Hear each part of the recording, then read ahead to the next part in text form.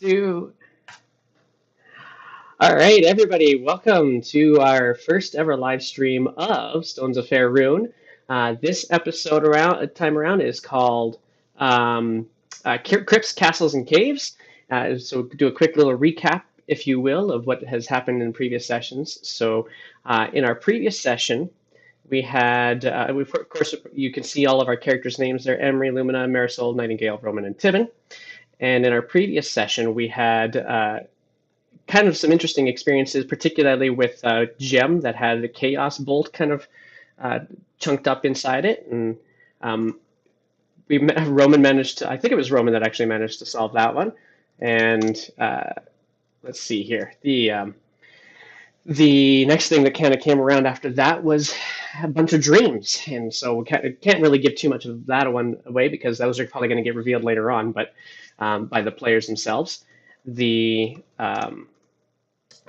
the last place that we left off, there was a priest from the Kalemvor sect of people in the Valingan graveyard in Flan, which is where we're currently set right now, who had hired our adventurers to examine the crypt of Xandria Weltran.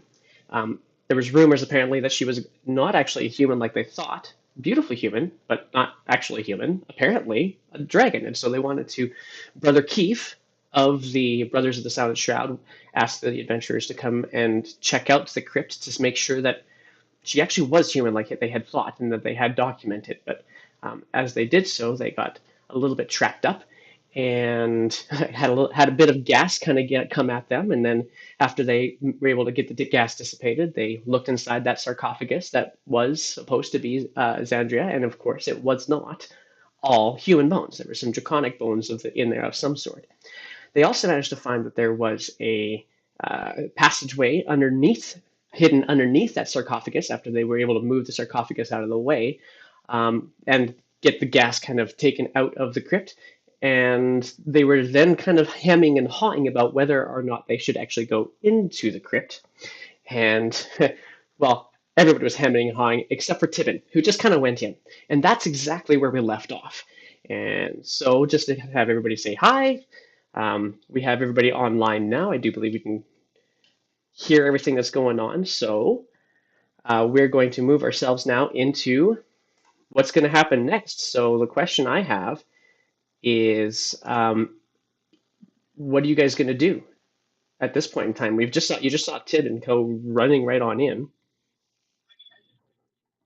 For sure, go for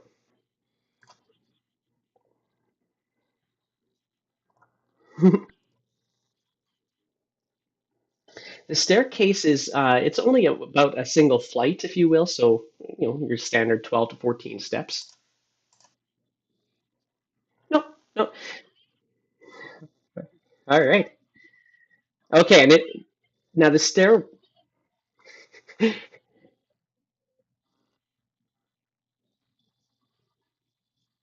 So we have Tibbin going down first, and there's only really enough space for basically one person to go in at a time. So let's go see who all's actually going to go in. Who is the first one to follow in? Okay, so Emery's going to go in. Okay.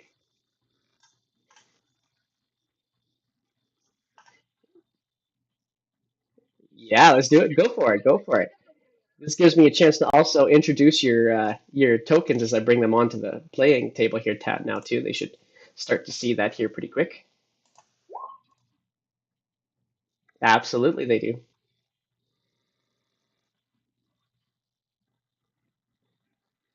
Well, it's coming up as far as I know. There might be a slight delay, but that's all right. So let's see here. Lumina was coming in afterwards.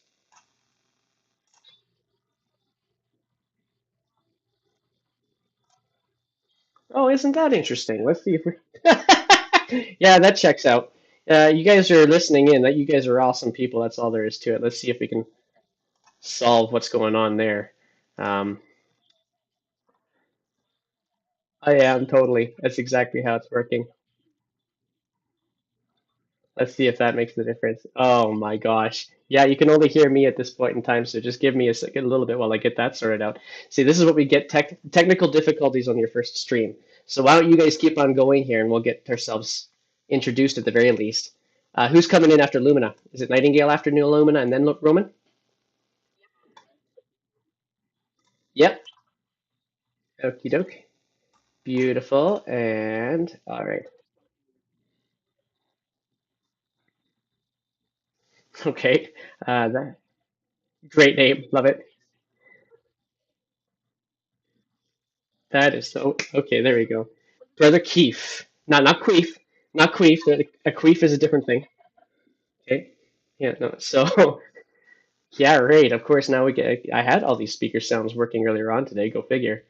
Um, yeah. You'll have to bear with me here, folks. I'll see what I can do about getting that going across if it's supposed to be there. In any case, so right now we have the five of them in, or six of them in, I should say. What are you guys going to do?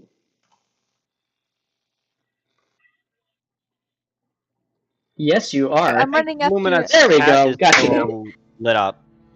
We can hear us. Yeah, we got you. Okay, I am Lumina, and I am Yay. running after Tibon down the stairs so that I can cast I'm light. blind. All You right. can see. And so you're There we casting light. go.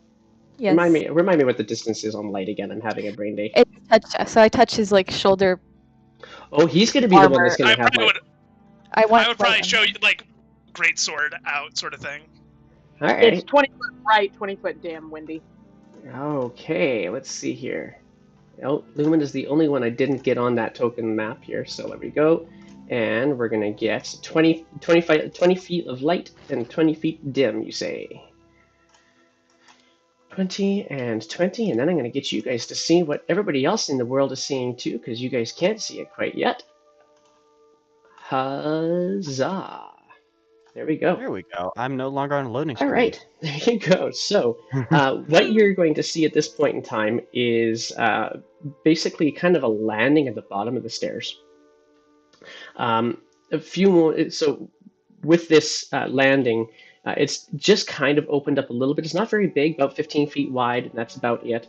And the landing isn't completely flat. It's actually descending in kind of a circular. It looks like it's going to go around some corners in kind of a circular pattern, but still continuing to descend at a very slow slant as you proceed forwards. If that is what you so choose to do, is there anything you want to do now that you're at this location?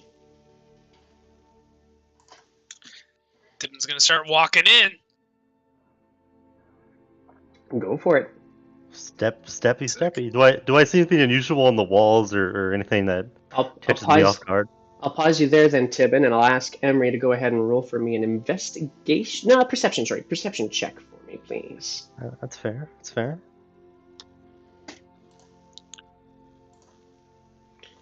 All right, so I see a 20 on there. Yeah, you see some things. So what you see happens to be there's a couple of creases in the wall right around there. And right, also again, right around here, you guys kind of you saw them in the wall on the as you were kind of going past right beside Lumina, and you didn't really think much of it at first. But as you got close to this, you saw similar creases again. You thought, okay, hang on, something's different here with those.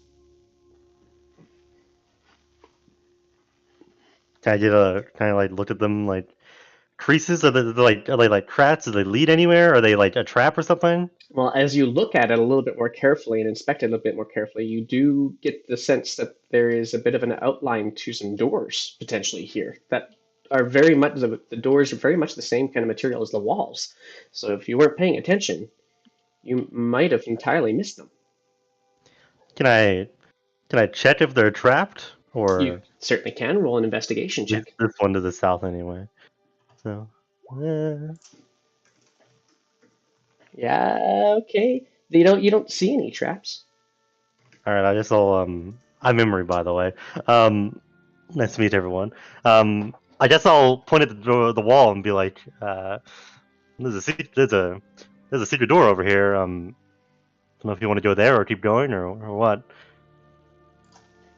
Well, we're intruding into her grave anyway. Why not? Fair enough. So do I see a way to open the door or which one did you want to open? the south one that I'm South near? one. Okay, so you go to push and open that door. Get the right mouse going on this. And So as you do, it does open up into a chamber, and this chamber, simply because you have dark vision, but also because Tibon's putting out a little bit of light, you do happen to see there is a kind of a room that looks somewhat like a miniature laboratory. There's tables around the room that are covered with beakers. There's some vials. There's a couple of tomes, cauldrons, pots of like for alchemy of some sort. In the middle of that middle round table, there is a clay pot. It's a blue clay pot, and there's a piece of parchment beside it. That's what you see initially as soon as you open up that door, and it is just good because as you open up that door. All right, well, I'm confident it's not trapped, so I guess I'll just waltz in. Okay, so as you take a step through, you do see that it's quite a step down to do so, like a good solid 5-foot step to go down. And so we're not going to say you have to do any checks for that. It's only 5 feet. But you do look up and you can see everybody's up still 5 feet and a little bit higher than you. There's a hallway that opens up to your left, which is of course on the map's right, but it opens up to your left, and it looks like it's actually been moving. Like it raises up in that direction, and then to your right there's also another hallway that kind of angles back behind you again, and it's still going down a little ways in that direction, but right here where it seems to be mostly flat. I'm just gonna go check out this note over here. Okay. Oh, I see some things over there. So you find that piece of parchment, and on that parchment there is a little bit of a message written on it too. I'll just pop that up here so you can see what it says. And it is this guy here. Show to. I'm going to put it into your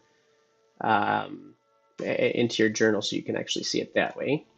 So you will now see, if you go ahead and take a peek in your journal, you'll see it there now. I think if you press show to players, it automatically adds it to their journal, just so you know. But... yeah, but it only makes me do it to everybody. So. Okay. Yeah, I had to do it separately.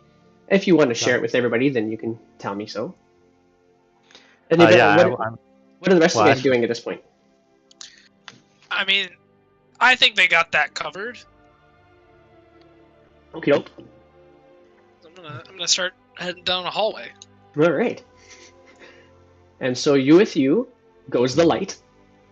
And I take out my lantern because I knew I would need this. It was not a waste of money to buy it. Marisol's gonna be blind. All right. So dark vision, my dear. Yeah, Marisol's got dark vision. I forgot half-orcs have dark vision. Half Lumina, yeah, would you like your signature glowing hat again? I'm pretty sure it's just me. Let's see. I can only cast it on one thing at a time. I have light as well. Ah. So if you would like your signature glowing sun hat, I can definitely make that happen. Alrighty. Tim and Lumina had to. and Nightingale don't have dark vision? I cast light on Lumina's sun hat. Okay, so hang on. So Lumina, you're gonna have a lantern, or are we just gonna let this light being cast on your head? No, everyone just wants to prove that it was a waste of money after all, and I put the red lantern. Well, you have light. I have light. We all have ways of making light. There will be one day where that lantern will come in use. I'm although sure. it may not be used for lighting things up. All right, so right where you are now, Emery and Marisol, with your dark vision, you can definitely see that there is another chamber well off to your left, and you do see some figures kind of standing in that other chamber. Lumina takes her light with her now, and is now illuminating the entire room quite comfortably. You don't need to rely on your dark vision much anymore. Tibon is still illuminated, and Roman seems to be moving that general direction. So yeah, I'm following him. Okay. Tibon ahead, you basically just simply see a very thin hallway continue to descend. It's only about 5 feet wide, so you can really only fit about one person in at a time. And we end up having Nightingale, who's now dropped down to join the other ones. So let's see. Emery, why don't you go ahead and kind of explain what you're seeing at this point in time? I'll read it. Sure. It says, Rotzil. I'm not sure how you say that. I figured out how to complete the process. When you are ready, simply pour the contents of this blue pot into the cauldron and stir. The effects should be instantaneous, but do not drink the resulting potion. So, is there a cauldron? I thought this is a blue pot, right? There is a blue pot. There is a cauldron elsewhere in this room as well. I can get that on there for you. Let me see it. It is in that. There's a black pot. It looks like a black pot on the map there. Sorry, not a black pot. In the very bottom left-hand corner on the map, it's. Yeah, that's the guy. Thank you. Little pot. Yep. Well, I can't not. I can't not. What's in the blue clay pot? You do see basically it's just a liquid, apparently a drink of some sort, but it is kind of a thick green colored, very viscous type liquid. Go ahead and roll an Arcana check. Okay. Yeah, viscous black liquid. Well, screw it. I'm gonna go dump it in the cauldron. All right, I would Tibon. like to. Go ahead. Seriously. I would like to reach out and grab Emery's and say, "Hold up, potion or poison? That's always how these things go. Want to investigate a bit more before we dump something in, because we did just get assaulted by poisonous gauss." But it says not to drink the resulting potion. I just assumed it makes a potion. Of what kind, though? Do you want to find that out? I wasn't gonna drink it. Because it says not to, right there, see? You probably were going to inhale it some way, though. If that thing starts bubbling, we're all leaving, right? I look at Lumina and Nightingale. Yes, but Nods is vigorously. you could let him try it. I'll just stay over here. So I'm going to ask Tibon and Roman, why don't you keep on? Because during the course of the time that you probably would have carried on down this hallway a little ways further. Yeah, Yeah, I'm just going with Tibon wherever he's going. just taking a peek. Yeah, so it continues to descend, and it does make a turn to the right, and the hallway widens out, and it just continues to descend. You can see another corner coming around, and sure enough, before long, you do see that there is a chamber that it kind of flattens out at, and you do see some humanoid-sized figures ahead. And in the back of that room, kind of behind those figures, you see what looks like a chair sort.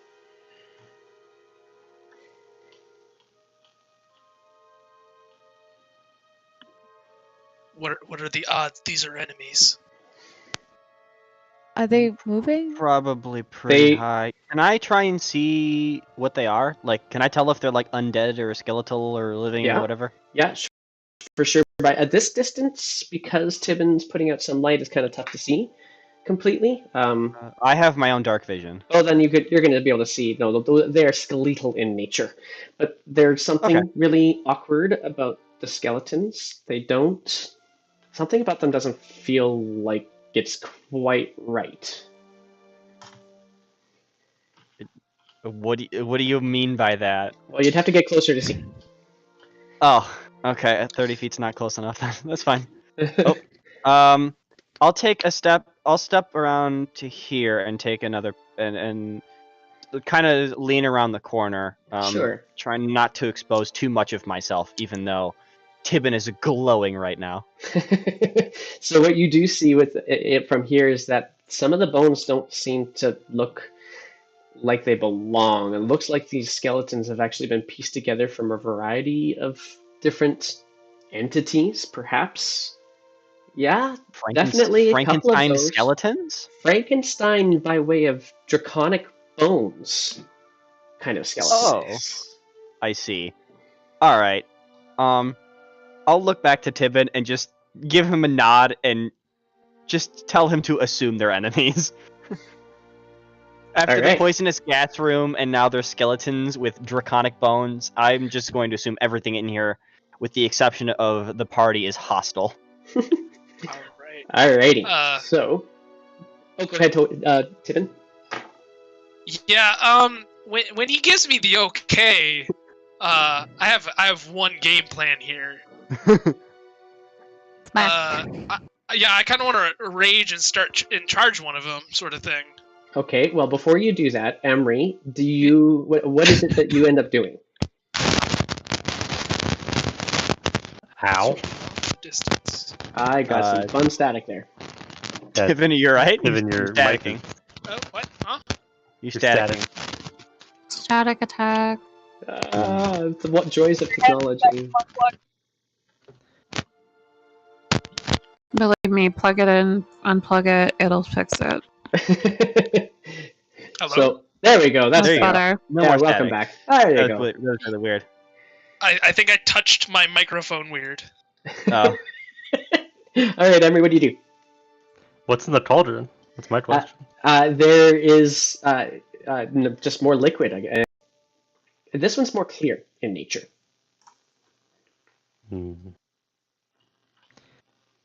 I'm just gonna roll real quick. Just to see here. Yeah, I poured in there. No. Oh, that's funny right there. Okay, so just for those who can't see it on the game, he rolled a wonderful 3 on a wisdom check. That was brilliant. So, with that, you pour the contents in, and immediately a thick vapor kind of expands away from this and goes throughout the chamber. You cover your mouth instinctually, knowing, of course, that you've just been poisoned back on ground level. But it doesn't seem to cause you any breathing problems. But it does billow, and just completely billow out of this chamber down both hallways. Roman, Illumina, Nightingale, you also cover your mouths and close your eyes to kind of protect yourselves instinctually. Roman, a couple of moments later, you happen to notice some gas kind of start moving towards you / skeletons, coming around the corner there, and it's just this plume, this dark plume that's kind of moving through the corridor at this point in time. Oh. Is it coming from where Lumina is standing? Because I can see her out of the corner of my eye. Yes, you can definitely see Lumina. Basically, all you can see is kind of her head because of how the ground is kind of sloping downward, head and shoulders kind of thing. But it is definitely billowing up from there. All right, can I wave over towards her and ask her what's going on? Okay. Emery makes the potion. Haven't been to yet. I start stirring. Okay. And so, Tibon, are you still going to go ahead and do that attack?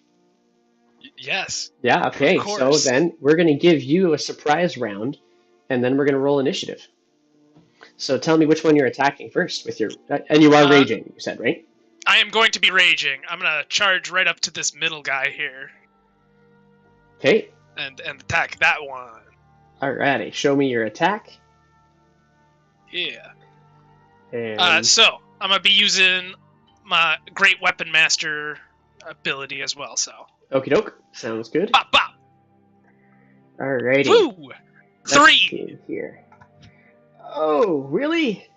Yeah, that's that. Yeah, Yikes. you swing, and how do I even describe a 3? Okay, yeah, you swing, but you aim for what you feel is supposed to be vital organs, and it just seems to slip right between ribs and then back out again because it was just natural muscle motion for you. So yeah, that's a total miss. That's a yikes. Uh-oh. Okay, and so now I'm going to get everybody for me to please roll initiative. Roll 20. Please don't crash on me. The initiative tracker before I roll, or else it's gonna disappear into the wind. Oh, I have the wrong tool. Can I I see please- the skeletons now. The little song. I would like to, before I jump Love into this the fray, initiative. just Oh my gosh, the slowly initiative rolls reach first. out. Oh my soul, everyone. I would just like to reach out, grab, slowly, like just clutch Emery's arm and be like, just stop. We're having some wonderful You've thought initiative about right it. now. Oh my Not goodness on long gracious, you guys. That's impressive. That takes some Lumina skill rolled to a get nat that. 1 and still goes before me. I think I have to go last. I don't know how it works. Guys, Let's see you here. can't use dexterity as a dump stat. I'm a Alright. cleric. Of course I can. And Literally everyone in heavy armor. I'm a disagrees cleric with who you. has access to heavy Ooh. armor. Of course, that. Let me Oh, preface God. it with this. I'm a cleric Oh, with heavy armor. wonderful. there we go. It's all good. It's all good. He's wasting these high rolls here. Yeah. No, we'll leave him Alrighty. to do it on initiative. Yeah, that's fine. It's And- fine. That way, when they finally hit us, they don't do as much damage, even though they're skeletons. And let's do this. Bring it up into a screen where you guys can see some things. And all right, so there's your initiative. I don't think guess- I'm on it. How did you not get on there? You are not. Sorry, Where- totally forgot to click the token. Oh, yeah, gotta to click use the the token. Foundry. Go ahead and roll it in there, and we'll get it in there for you right now. All right, so we're gonna put you at the 18. Do. And right there, we get our 18 for you instead. 18.1. All right, so,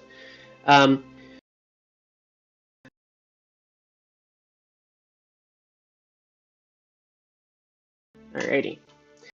So we, Tibon, just after you put your sword through the rib cage, apparently missing every part of the skeleton somehow with your great sword, immediately the skeleton does this kind of jerk, and you're realizing now that the couple of the neck bones don't look humanoid in nature. They seem elongated, like you would expect from a creature with a longer neck. And it just kind of goes and looks at you, and immediately takes a swing at you with a short sword that it had on its body. Oh, And God. so, let's see how we go with. That should have been a straight roll. I don't know I have that on disadvantage. It should be in a straight roll. So the first one is going to be the one that goes, and that's the 21 to hit. Oof. That's in fact a hit. Okay, so that means you take a total of 3 points of piercing damage from this skeleton that you tried to skewer but were unsuccessful at doing so. At the same time, the skeleton to your right also does and a bunch of dust kind of plumes off of his bones, and he takes his sword and swings at you as well with a 17 to hit. Yo, what up? Hit me and more. Okay, and I'm not regretting decisions. you take 6 more points of piercing you're- damage. Hell. You're raging, I thought, right? So Yeah, you're you're- good I with am all in of fact Yes. raging, so I'm taking half. But Yeah. That's right. So your Still. first one Okay. will have been 1 point of damage, and then this one will You have have been a 3 cleric points of damage. behind you. You're fine. I may only have 3 spell slots, but I have extra things in my back pocket for healing. All right. Alright. So at this point in time, it's now Marisol's turn. Marisol, the room it's difficult to see through because of this plume of gas that has now erupted from the cauldron, and you are relatively close to it, so you don't really know what's going on up the hill a little bit. You can barely make out Nightingale and Lumina. Can I tell it all the sound of can I recognize the sound of battle I at the mean, least? Tibon's shouting. Roll I mean, roll a perception check.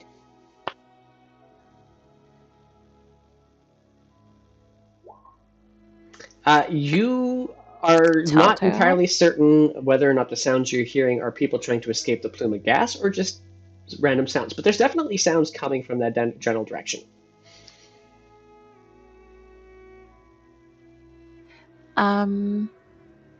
Considering half the party is gone, I will wander over to Lumina and Nightingale and pretty much just look between them what exactly is going on.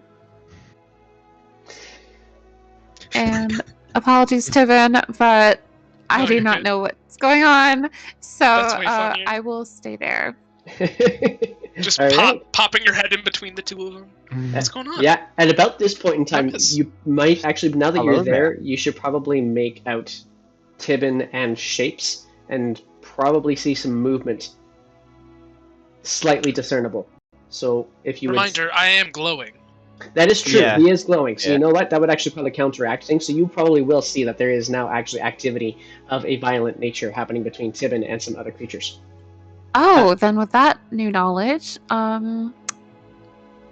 instincts kick in. I dash over besides Tibon with all the disapproving glare of a mother, and hold my self ready for barraging these attacks and keeping Tibon's destructive ass safe. All right. So that will end your turn then, is that correct? Indeed, it will. Awesome. Alrighty. So now we go to Tibon. All right. So one of them hasn't like moved towards me yet, right? That is correct. One to your left or at the top of the map. All right. Well, I'm gonna attack him right off the bat with my great sword. For sure. Just try and cleave him in half. There you Yes. go. Yeah, that's shit. That's kind of hit. So go ahead and roll your damage on that one. Yeah. Let's Do see. you have That's brutal critical yet? Nope. Not No. quite yet. However, that's pretty much going to cleave him into shards. So go Yeah, ahead. that's a lot of Stick. damage. That is a stink load of damage there. Let's see here. I have a symbol on this guy, and I'm trying to remember. Oh, no, I don't. It's just the way the token looks. Okay, we're good. So, yeah, you absolutely shatter this particular creature to oblivion. He just collapses in a variety of bones, some of which are not all humanoid in nature. Sick. So there's a lovely little thing with Great Weapon Master. If you were unaware, Windy, Bring it. I get to attack again. Yes, you do. I will just kind of keep going on with the attack as going down now. All right. So I'll attack the next one in order. Kaboop. All right. That is going to hit as well. All right. Yeah.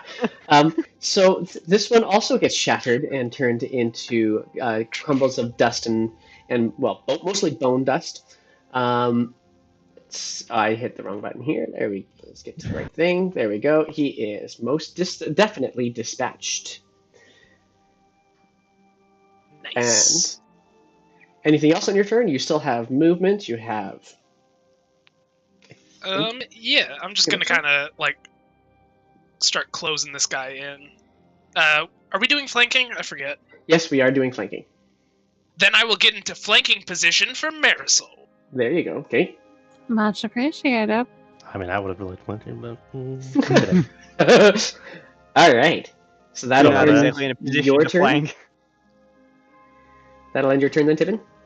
Yep, Emery. that is it for me. You just poured some stuff into this cauldron, had a massive plume of dark gas come billowing out. You covered your eyes, you covered your mouth, and didn't have your throat damaged like it was when you had the gas plume come up on the above ground level. What do you do? Well, I hear some shouting. I hear Marisol. I see Marisol kind of walk/run away. I don't know what she does. When her swift monk leads, and I'm like, all right, quit playing games and like sprinting out of the smoke. I'm gonna try to do my cunning action if you'll allow me to dash. Yeah, I believe because you can dash, disengage, or I forget the other one. Hide, Dash, right? disengage, hide. Yeah. So yeah, of course, go for it. So kind of sprinting between Nightingale and Lumina faster than you've ever seen him move before. Well, not marginally, much faster is Emery as he comes running over here. And I'm gonna go for a rapier attack against this guy. Sure. Roll your hit. That is not going to hit. Yikes. That is a 9. If you guys want to help out some people who are watching, you guys can turn your animated dice on. It's in that gearbox in Roll20. I don't think it'll roll. I don't think it'll show up on your screen. It's only on It yours. should, I think, sure enable it's 3D fine. dice out of it. Yeah. Well, I got a client side open for things, so I'll try it. We'll find out. we'll find out indeed. Unfortunately, it's a miss, so your rapier happens to apparently pull a Tibon and skewer between ribs. Don't do me like that. Oh, I wasn't expecting there to be a skeleton. I was expecting like a flesh man. There you go. And so now you've used your cunning action, your movement, and your action. Anything else that you got? Nope, this is where I am now. All right, next This one is up like- is Nightingale. Okay, can I see the one that's left at all? Or Yes. Is it just behind Marisol? No, you can see it. It's kind of, I mean, you can see the left shoulder of a skeleton holding a short sword. All right. By the way, hi everybody. I'm Nightingale. I'm gonna produce flame it, or try to. Ooh, okay. Because you okay, so I can't tell what your dice says because you roll in black. You're, I gotta change my color. I'm sorry. yeah. In any case, you roll a 21, so that's definitely gonna hit. Why don't you roll your damage? I just did black because Blackbird. Oh, that's brilliant. But okay, so 2 points of fire damage. So Marisol, you notice a small ball of light, or a small ball of orange fire, kind of just streak across your shoulder, or beside your shoulder, and into the shoulder of the skeleton. Just kind of sparks off the corner. And he's taken 2 points of damage. Anything else, Nightingale? Yeah, I think you still have movement left. I'm good. Okay. Actually, no, wait. I'm gonna grab Lumina's hand and try and pull her out of the smoke, because I forgot there was a smoke cloud. Aha, okay. So, Lumina, are you gonna fight her on that at all? Actually, we'll let you decide that on your turn. Okay. Okay. Isn't it her turn? Not Yeah, Lumina's. it is. No, it's a skeleton's turn. You mean the one I okay. killed? Oh, the one that you killed. Never mind. That's what I thought. Yeah. Yeah. I was a Not little to be confused with the other one I killed. confused. Yeah, you're right. So that skeleton. So, Nightingale, if you're done your turn. Yes, I'm done. Okay, so it is Lumina's turn then. Wait, the potion. Can I want to cast Gust to blow the smoke clear so I can see the path to the potion. For sure. Is Gust a bonus action or just a regular action? Regular action. Regular action. It's Okay, a so cantrip. okay, go for it. You cast Gust, and sure enough, the plume of smoke of gas that was emanating, it was already kind of starting to lessen. It's still fairly thick, but what you do now is you shove it basically further down, further into the crypt, and it kind of just gets pushed around into the corner, and so now you have a clear vision again of this room. When you used Gust, however, and actually I gotta make sure I look at this, make sure I'm not missing something here.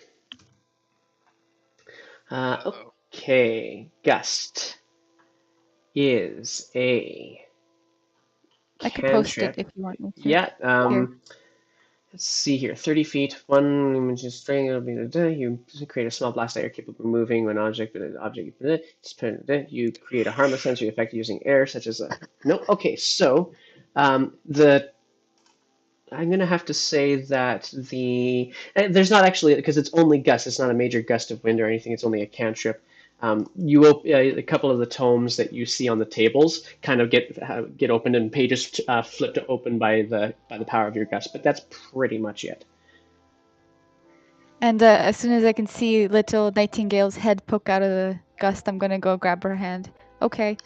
That's all. Okay. All right. And that'll end your turn. So it's now Roman's turn. Okay.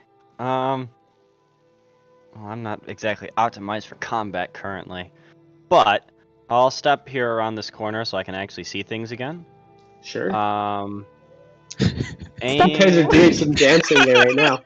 I don't know what's going on What are there. you doing? Oh. Sorry, Roll20 keeps lagging and jumping me around everywhere. I will say the tokens on the stream appear to be updating very slowly. Yeah, they are. They're minor delays, but we'll get there. They still Like they occasionally still glancing get at it. Yeah. Okay, so Alright. yeah, Roman, what you doing? You know what? I said I wouldn't use this spell all that often, but you know what? Now's the perfect time to use it. I'm gonna Eldritch Blast it. Nice. Roll to hit. I see It's a an 18 to hit. 18 to hit. Nice. Alrighty, so you got an 18, and that does hit. Go ahead and roll your damage. 1. Wonderful. All right, so you Proof I see, shouldn't use the spell. yeah, it kind of shoots around Emery and just kind of hits the skeleton in the head, and you just kind of see its jaw kind of go and to the left, and that's pretty much it. Let's see here. So yeah, but I mean, he's not all put together anymore, but he's not exactly hurting badly yet either. And that brings us, that other skeleton is also dispatched. So now it brings us to the top of the initiative. You guys are starting to notice that the plume of gas is not really still, not being produced anymore. Lumen has kind of pushed a bunch of it away. Didn't really push the gas that was in this chamber away, but it is kind of settling a little bit and just doing a light dissipation. We're going to go now to that skeleton that's there and is currently being rather surrounded. How am I going to do this? I'm going to say, well, let's find out. We're going to go 1 or a 2, it's Marisol, 3 or 4, it's Emery, or 5 or 6, it's a Tibon. Bring it on. Okay, so that's Emery Oh, that man. is going to go for. So he swings for Emery. And, where'd you go? I had you up. And he's using his short sword. Assuming Roll20 plays catch up with me well enough. Forget it. I can just roll this instead. It is a plus. Let's see here. What was it? It was.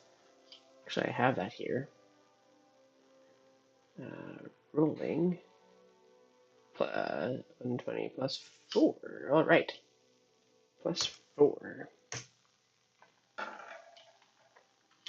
All right, so that was a 10 to hit. Does that hit Emery? Nope, 16. I didn't think so. He can't really go a lot of places at the moment, so he's just going to kind of grip his short sword and kind of get prepared for somebody to swing at him again. So Marisol, you're up.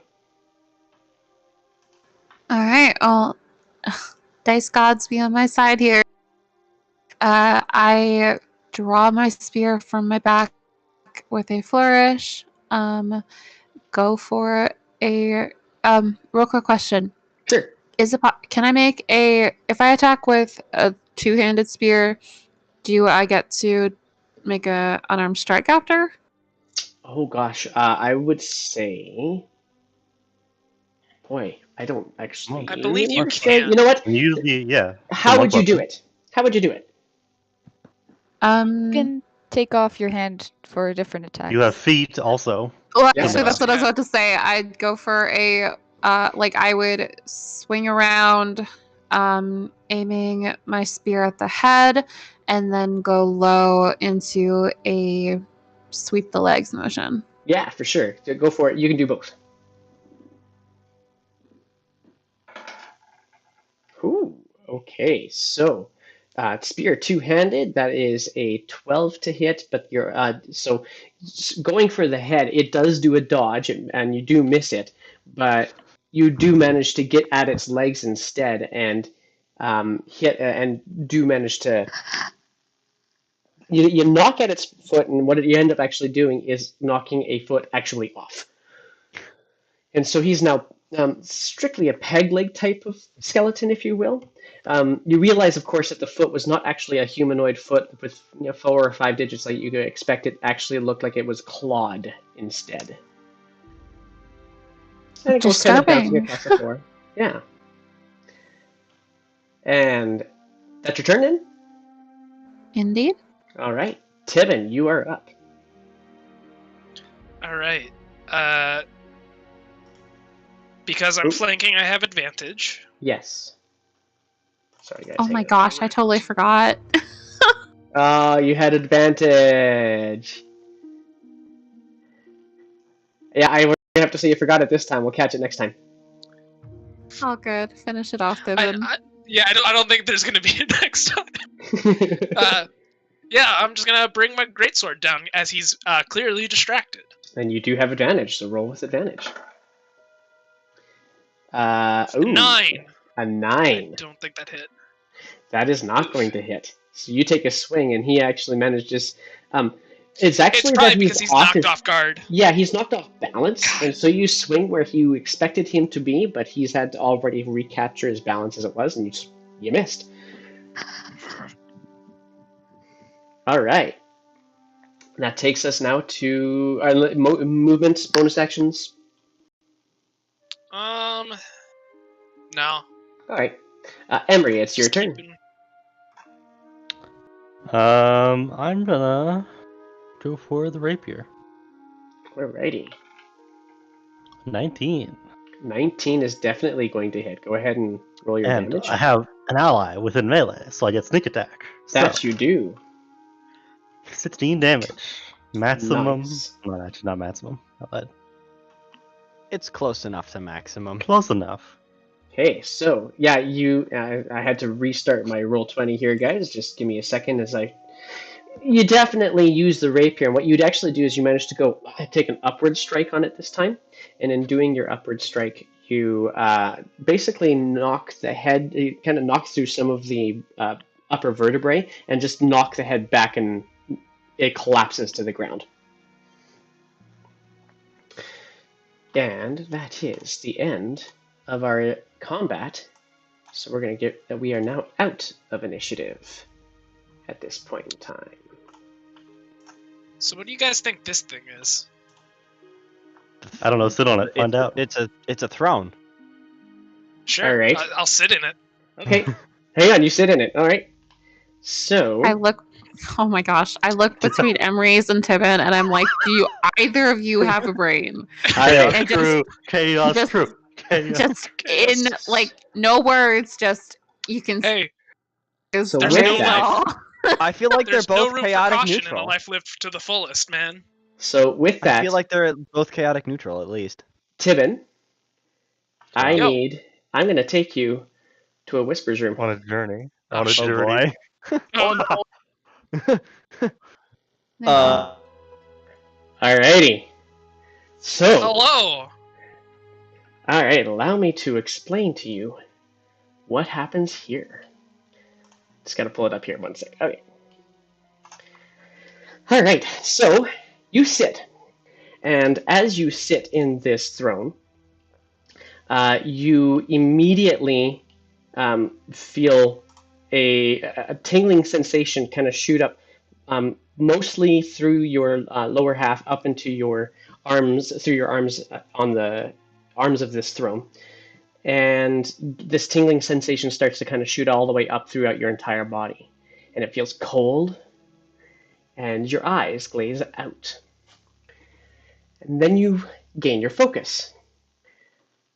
Well, it's been a long time since you've been in the material world, waiting for your turn. You thought it would never come, and finally it is here. The first thing you notice is the smell. The smell is both pleasant and unpleasant at the same time. It's kind of like the smell of human blood just before it congeals. A little bit of pleasant, a little bit of displeasant at the same time. You also notice that you're crouched, sitting on this chair, and as you kind of lean over from the change in your disposition, you notice that there is a little bit of a compartment at the base of this throne, and something in it gleams, and it seems to pull you. So you immediately reach down underneath the throne and pull it out, and you see a roll of parchment and this gleaming thing something's not right. This body feels really weird. It doesn't fit. So you make the body take a breath. And as you do, your purpose becomes clear again. You must find all the remnants of her. Only then can she be raised back and serve the Dragon Queen. You look at your arms. Not bad, you think to yourself. Decent muscling. This body will work for now. Obviously, it will not have need of it anymore. Then you realize this human was not alone. Now, this might be a challenge, but you've got to find all the pieces of Xandria you can find. You look at the piles of skeletal bones in front of you and notice a couple of those bones look familiar. Damn it, somebody already tried to make them into some simpleton's abominations.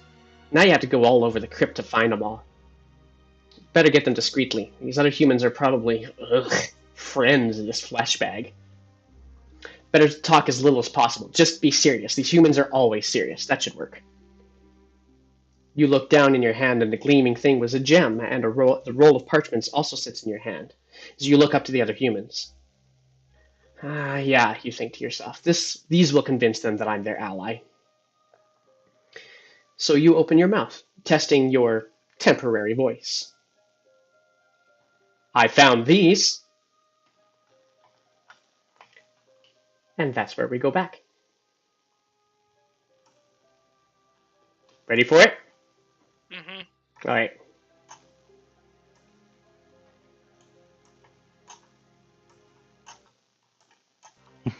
So you're possessed by like the demon god, right, or whatever. All right.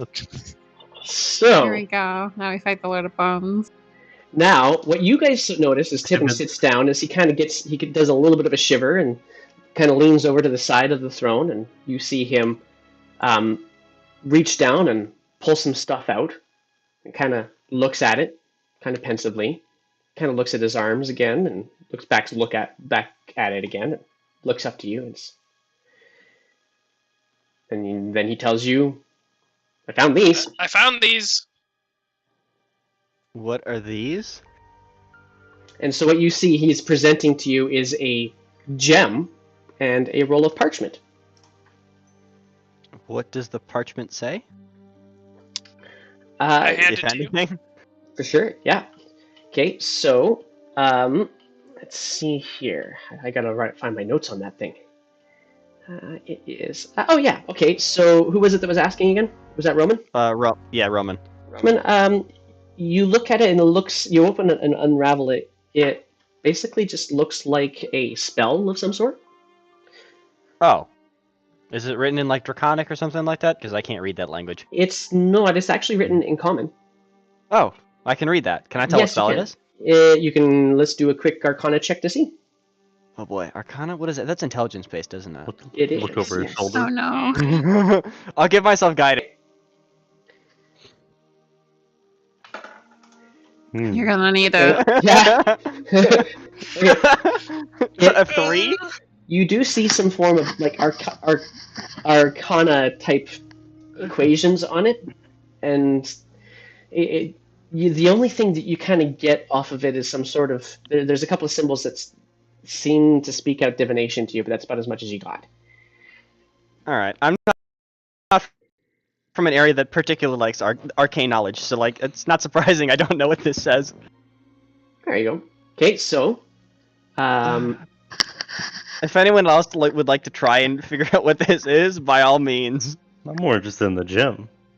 and you do see the gem. It's a pretty nice little gem. It looks like it's made of tourmaline. Probably, well, it's going to have some value. I hand it over to Emrys as he asks for it. What did you see, Tibon? Yeah, nothing. It was purely just cold.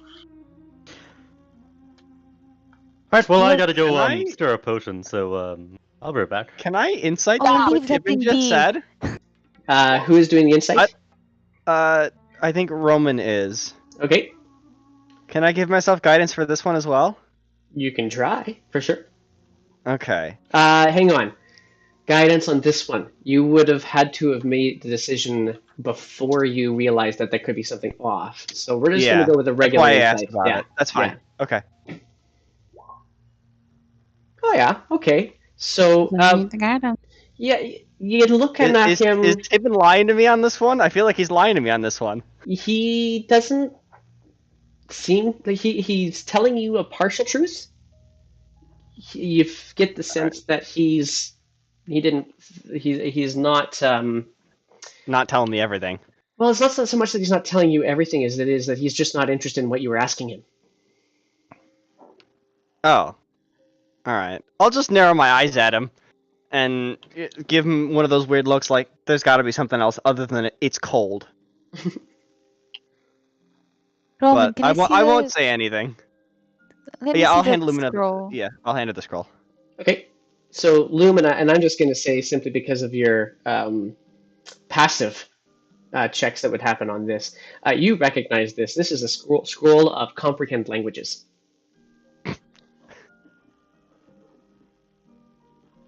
So if we see some strange runes, this will come in handy. But what is this tomb? It's a dragon lady with a skeleton guards. Why do dragons even disguise themselves as people? I shrug. Do bad things.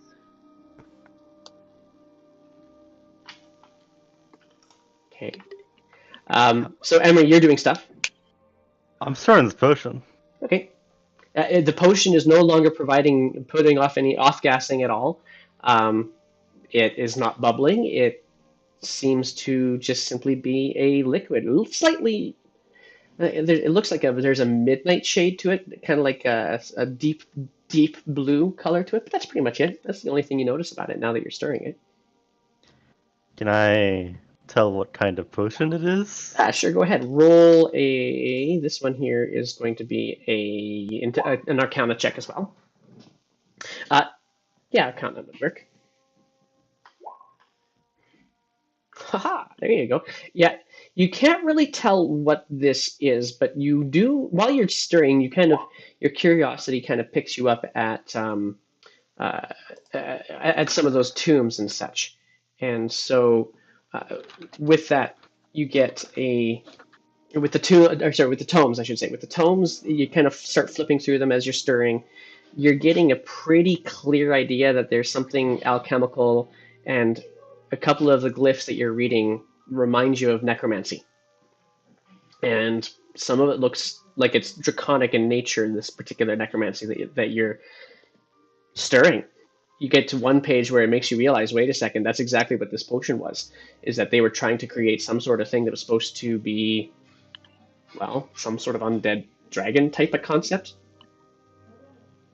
Like a potion that brings people back to life or something? Or unlife. Right. Yes, something along those lines, yeah. I forgot that there's a whole other thing about that. Well, I feel bad for mixing it now. But I don't want to mess with it, so I'm just gonna ditch it. I'm gonna look back over the group and I'm like, damn, they got it. And oh, hey, Lumina.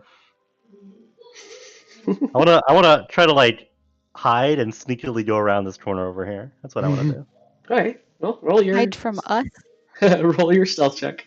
Not from you guys. I mean, just in general. I guess if you guys don't see me, that's also a thing. But, anyways, I'm hidden as fuck.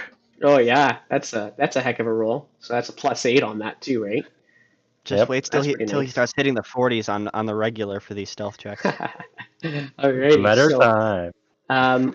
Yeah, you manage to get yourself to the point where you're pretty certain. And actually, you looking ahead, you notice that there's a lot of that there's still some of the gas kind of dissipating in the other room, and it's just yeah. If there was anything in there, there's no way they would see you. Lumina, you kind of, sort of, and Nightingale, just as he was kind of getting around that corner, you would have only just sort of maybe guessed that he went that way because he's just not in this room anymore. Nightingale, you're getting in there. I guess I want to What's- investigate this. What's this guy? You do, okay, so we'll get there in just a second. Say again, Nightingale? I said, I guess I want to investigate this thing.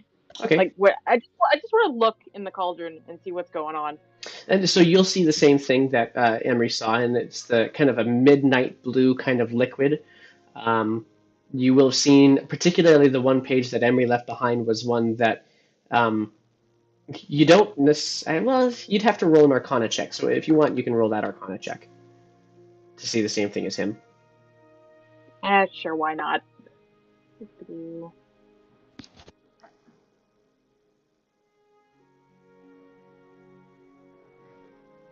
There we go. Mm. Yeah, there's some glyphs, and you're not, you see the page is open, and the most you can get out of that is, well, maybe this, chances are he thought this page was important. I don't get it, though.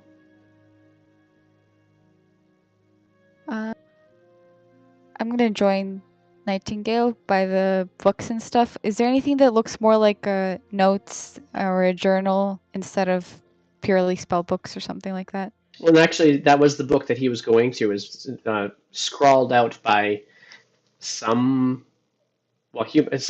who could obviously write a lot of arcane knowledge in their own journals. That's pretty much what this book was.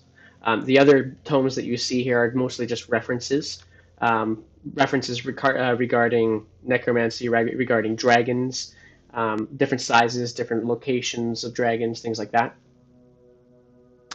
Oh, actually, I would like to also try to figure out how before we disturbed it, did it look like someone was here recently? The thick layer of dust over top of everything, and there's there wasn't any handprints or footprints or any scuff marks in here. Looking back on that main hallway, there was also nothing there either. Okay. Doesn't look like there's been anybody here now except for perhaps your feet.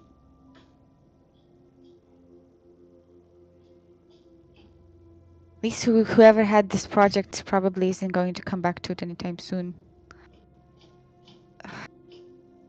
Where did Emily go?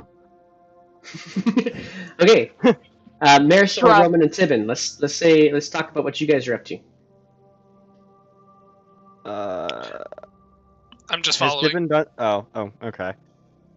I'd actually like to take a closer look at these bodies. A clawed foot falling off is not typical. Not that I've exactly encountered things like this before. So I'd like to poke at the bodies, see for any further body parts that I might recognize, or Sure.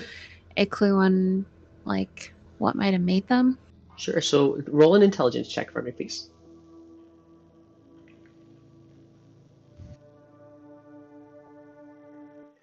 So you're able to see, for the most part, their bones, and you've seen your fair share of bones of all sorts of different humanoids, be them obviously humans, elves. You have to admit that you haven't seen many Aasimar bones, and so you don't really know if there's any difference there. But you have come across many lizard-type bones, but you've also been very aware of how similar lizard bones can be to some bird bones, and even certain human bones can still be very similar as well. So you're really not able to discern major differences, just to see that they're not all the same species on the same skeleton. That's the most that you're able to discern. Or at least that's what you think. I poke at it a bit more with my spear, look to Tibon and Roman.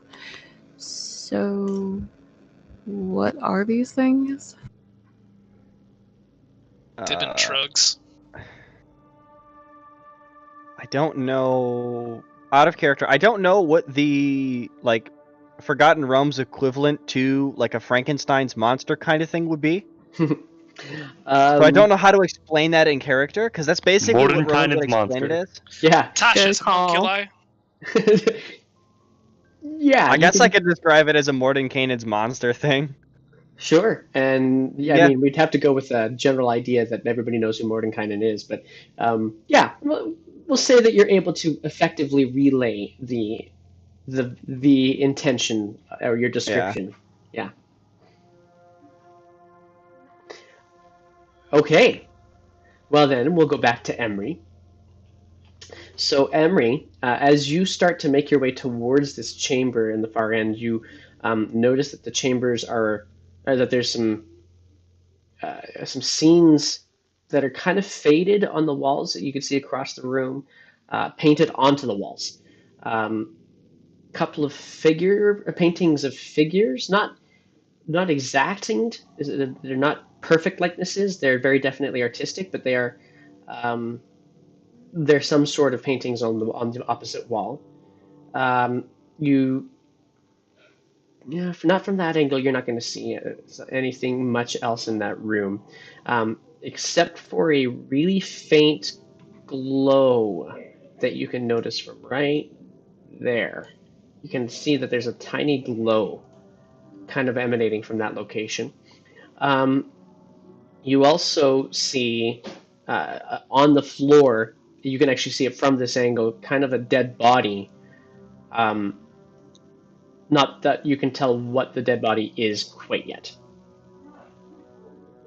Or at least you think it's dead. It could just be sleeping.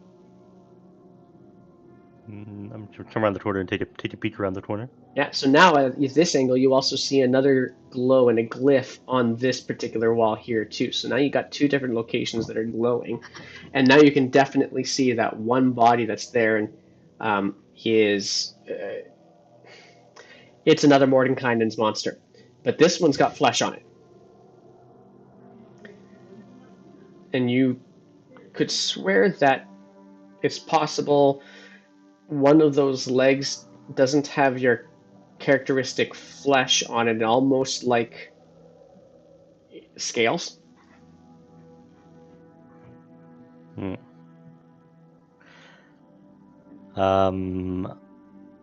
gonna.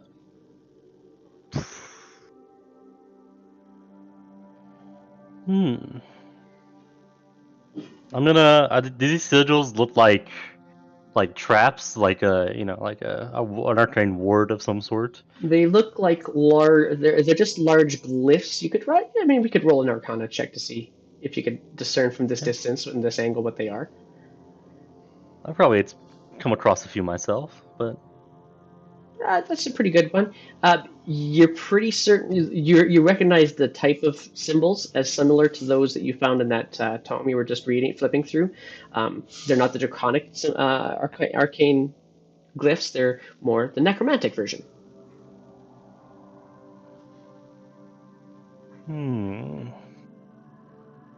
Just gonna slowly inch forward, which I can see is a great idea. But I'm gonna put my token down, Okay, so I'm so doing it. We're gonna leave you there for a second, make sure we see what everybody else is up to right now as well. So I'm gonna go from left to right. We're gonna start with Nightingale. Okay, can I dip a claw in this potion? See how thick it is? Ooh, a claw in the potion. All right. Talon, what? Talent. Yeah, that's fine. You can. Yeah, sure. So you dip a talon. You dip a talon, and it kind of drips off. It's a little thicker, kind of like what's a good example? Like hot teriyaki sauce kind of consistency. Not browny in color or golden in color though, more of a bluish color. And actually, that's pretty much what you know at this point. Does it smell don't touch that! Don't touch that! I want to grab her hand and use the edge of my dress to wipe it off her claw. Okay. Looks disappointed. With spit and everything. It's pretty gross. Hang on. So hang on. You spit on her claw or spit on your cloak and such, or what are you doing here? Yeah, I spit on the edge of my skirt and Okay. rub it off her. Okay. Cool. Yeah. Your mom's probably done that to you before. Oh yeah. Yeah. Do not touch anything. And Emery, if you hear me, don't touch anything else. So you will have What all is heard it? that for sure. Yeah, you can say that because you know it. You know that phrase. Nice.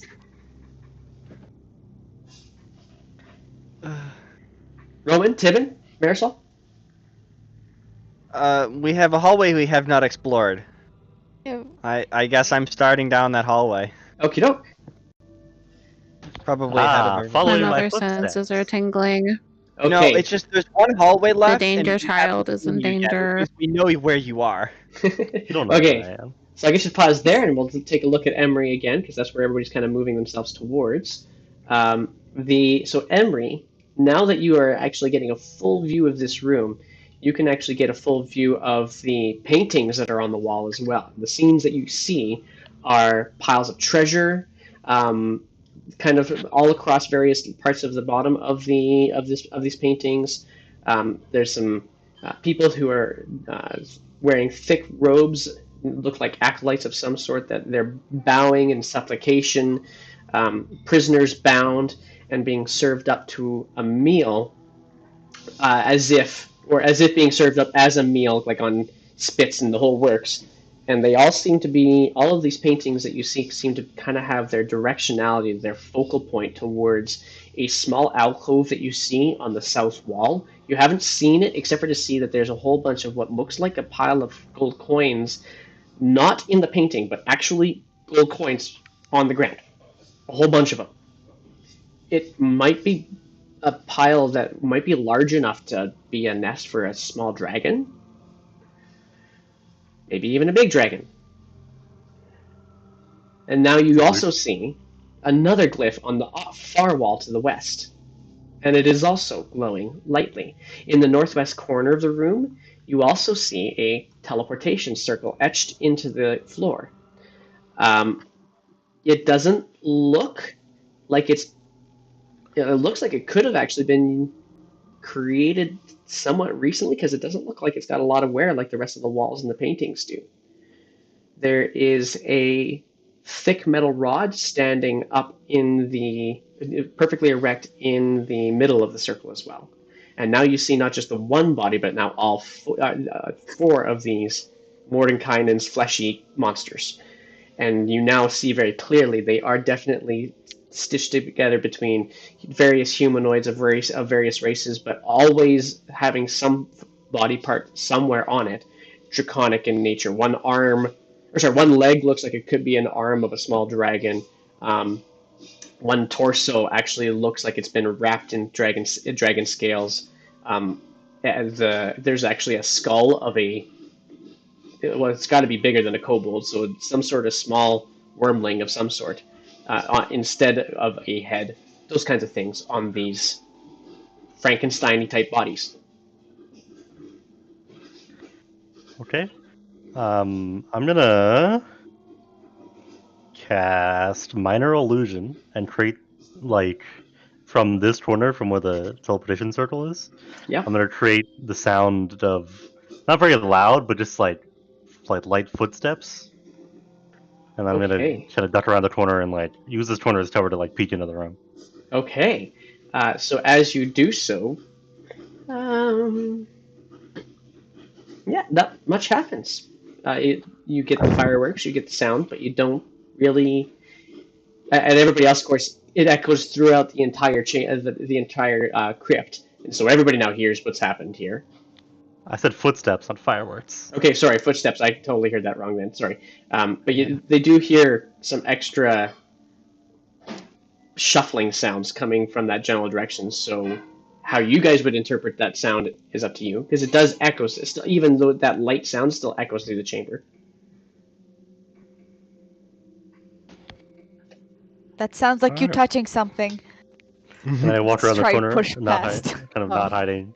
I'll move quietly, but like stand up and be visible. So there's some, there might be some bad stuff going on in that room. A couple of bodies that may, come to life when we approach them. So there's also some magical glyphs and a whole pile of gold. So plan? Why don't we keep clearing it out? You Sure. said teleportation circle. Okay. Yes, I did. I guess if we want to just go in guns blazing, then Tibon, you do the honors. Sure. All right. So Tibon, you go through. Now, I would like to. If you give me a shot, I could give a first shot off on one of them before you go charging in. assuming they're alive, are not all unalive. I think undead. Undead is a much better word for that. Allow me the opportunity to join you in that fray. Sure. Let's do it quietly so I can get a good shot off.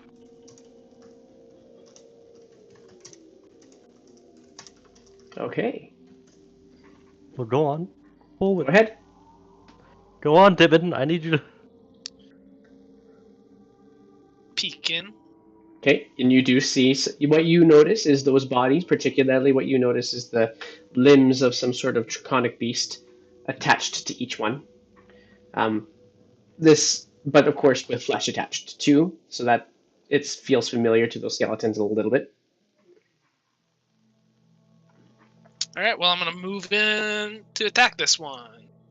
Okay, now it's on the ground and therefore prone, so you can do so with advantage. Sick. Can I also shoot as like a surprise round here? Yep, this will be the surprise round because you guys made that plan. We're good there. Okay, I'll shoot this one then. Okay. And Marisol, are you on that surprise round too? Was that you that was there too?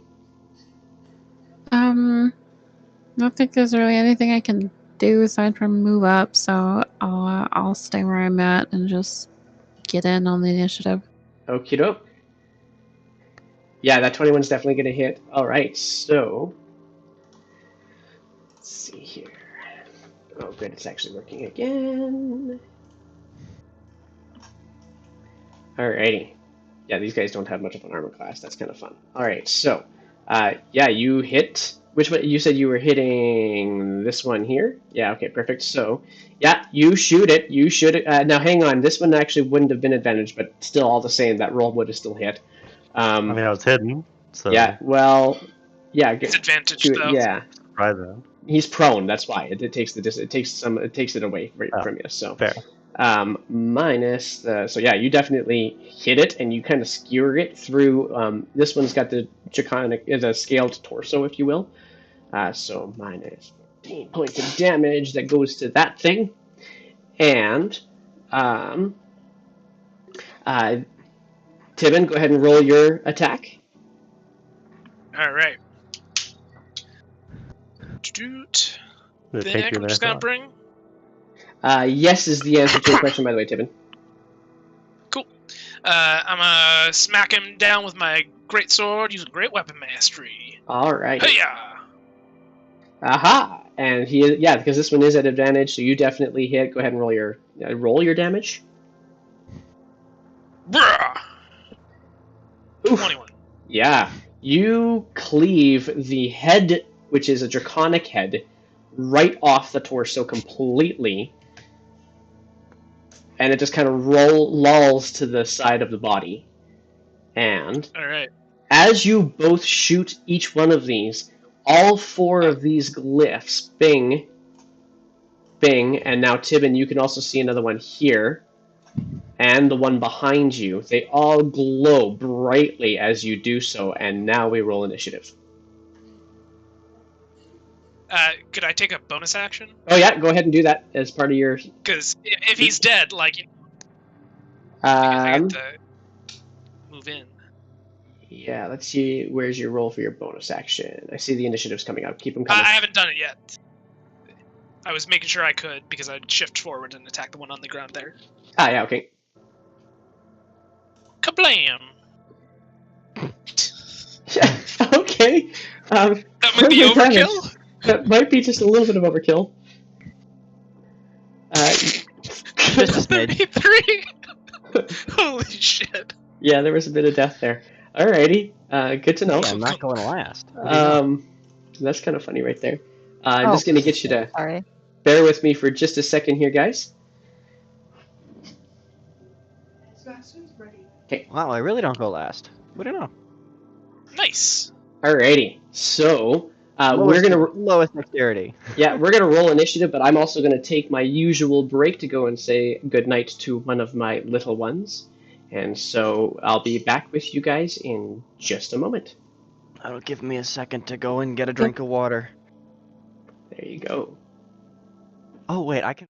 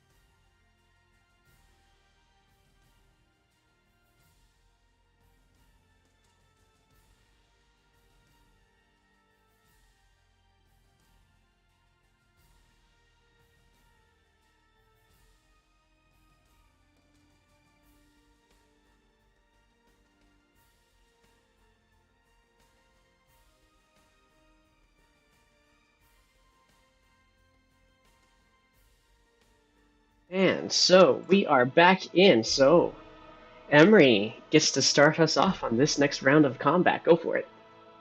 All right.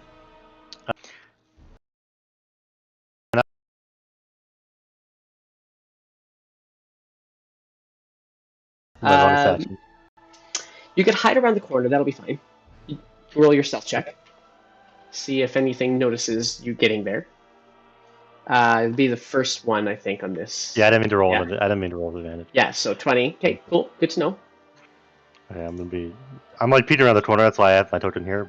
And I'm gonna shoot the furthest guy. Okie doke. How about? This is with advantage, unless he's prone still. Did he get up? He is prone, Nice. so it'll be disadvantage. Darn it! So it's a neutral roll because you're But it's a advantaged. neutral roll. But let me reroll. Let me sneak attack. If you had advantage on the roll, so I don't get sneak attack because he's not. No, you Whatever. won't. That's a good point. So it won't be. Yeah, you won't get sneak attack on this. Fine, whatever. 2. 2. Yikes. Yes, that shot. Yikes. Here now, because of your fantastic dexterity bonus, it hits. Holy shit! Undead don't have great. Okay. Didn't roll a 1. Sure. That's a zombie That's for damage. Says that. There you go. 10 points of damage to this guy in the very back. Alrighty.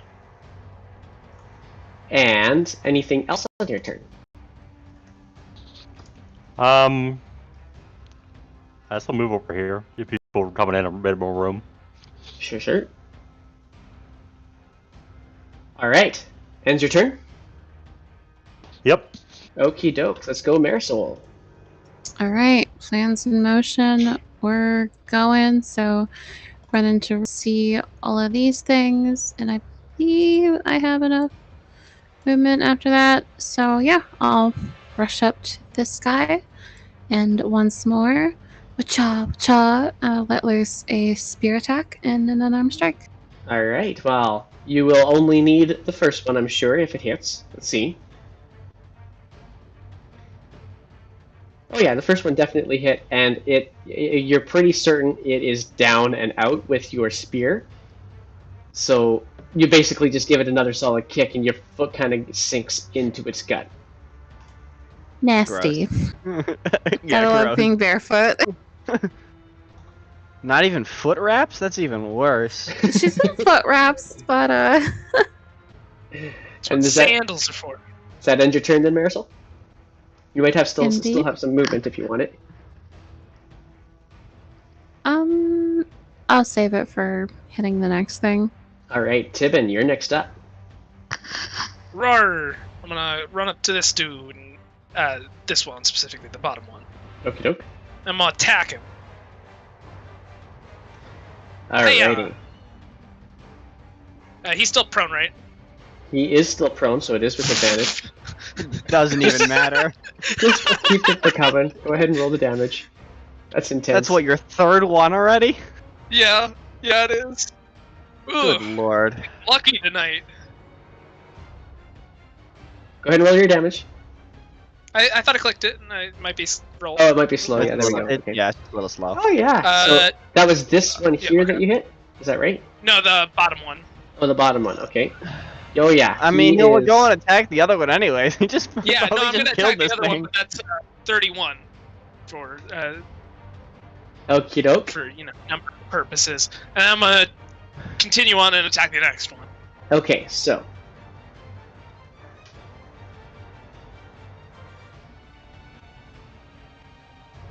All right, 10 hits. very reasonable attacks here.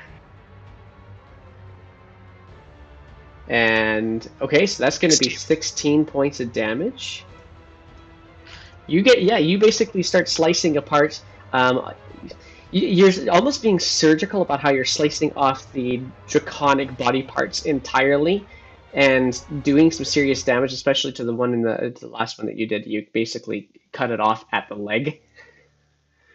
And just ichor kind of pools out of the torso from where the leg used to be attached. That's even more grody than Marisol stepping into the chest of the other one. Yeah, it is. It's okay. I've stepped in worse. Alrighty. Does that end your turn? Yeah. Well, no. I'll shift a little bit farther. Okay.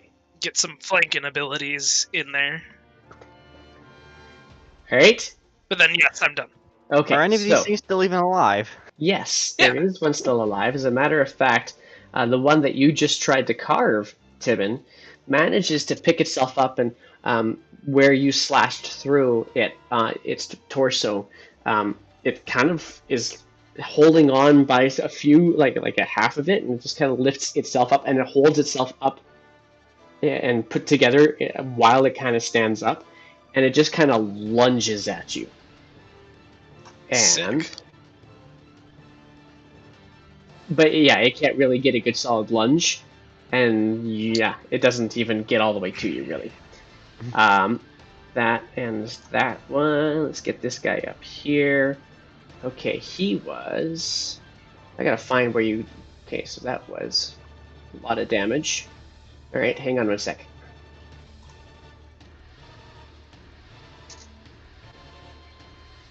Five plus. Oh gosh.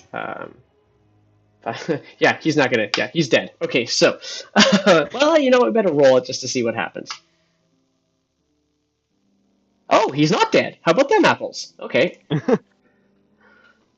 So Nice. you watch as the other one that you just seemed to cleave the leg off kind of lifts up with one arm and the leg, and just lurches at you as well, without one leg. Almost as if it's trying to be a crab that's had a leg torn off. 14 hit. Nope. All right. It doesn't really get much purchase on you though. Roman, it is now your turn. Alrighty, I will step forward to about there. Okay. Oh, there's only two things left. Okay. Well, one of them came back to life, so. Yeah. And each time you guys are hitting these things, the glyphs are glowing up once more. Oh, that's kind of Oh. weird. And you would have actually Um, seen this, Roman. You would have seen this one glowing every time you hear kind of a sword or a spear kind of go clank. That would have glowed. Oh, okay. I mean, Roman's not smart enough to have any idea as to what that would do because it's magic based, probably. Which one of the two zombie things looks hurt the most? The one on to the south of Tibon. I'm gonna The one Sacred missing Flame a that leg. one. I'm gonna Sacred Flame that one. All right. It's a DC save. I need a dex save out of All it. right. Dex save. And it's Dexterity radiant save. damage. Okay, I'm gonna make it Oh. disadvantage because he's legless. Yep. Don't think it's gonna work. Well, Yeah, so yeah, he's takes definitely 4 going to points take of 4 radiant points of damage. radiant damage. And that knocks him. You kind of hear it go as the radiance burns some of the flesh off of it, and it collapses on the ground again.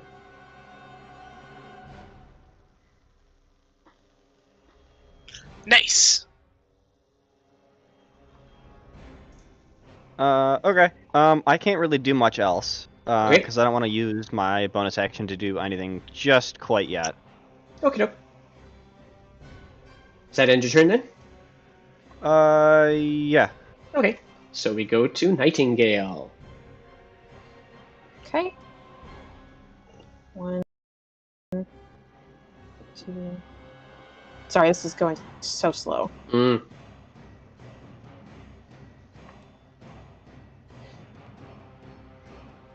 Okay, what am I seeing now that I'm in the room? So you are seeing 3 downed corpses of varieties of species, limbs, and heads and such. One of them is now actually headless, but you also see another one still standing beside Tibon and seeming to try to lunge at Tibon. You just saw one, and one of them is actually the other one that is to the south of Tibon is kind of smoking. Burning in the Okay. holy fire. and I'm gonna do what I do best and try to produce flame it. Go for it.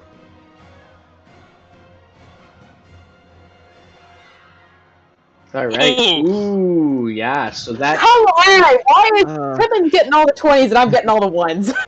Sorry, I'm stealing all the luck. All right. Tibon. It's alright, you do more damage anyways. Tibon. Dexterity saving throw. Oh shit. Do I see this coming? Sort of. You see that she's trying to aim for a zombie. I'm asking purely for the purposes of danger sense. Oh, good call. Hang on 1 second. I need Those to know. apply to spells. Yeah, tell me about danger sense here. That's a good Isn't thinking it, there. it's like any dexterity saving throw, isn't it? Danger sense. Yeah, against effects that you can see, so. Traps and spells, specifically.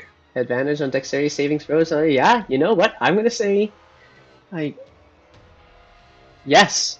I'm gonna say that. Yeah, you can go ahead and do it with advantage. Sick. Another nat 20. There it is. Oh, You my soul! Spoken into existence. I don't. All right. Let me see Oh, here. God. Say that every time we This is roll Yeah, now. supposed do that, apparently. Nightingale, I'm gonna ask. Jeez, man. Okay, I'm gonna ask for you to just roll a d20 for me, please. Nat 20. Okay. Okay. Yeah. Yeah. Sorry. Like That's I said, alright. slow. That's all right. There we Okay, go. so the ball of flame that you produce, it kind of streaks past the zombie. Tibon notices it and dodges out of the way, and it splashes against the painting right behind the teleportation circle. Just kind of scars the wall a little bit. Okay.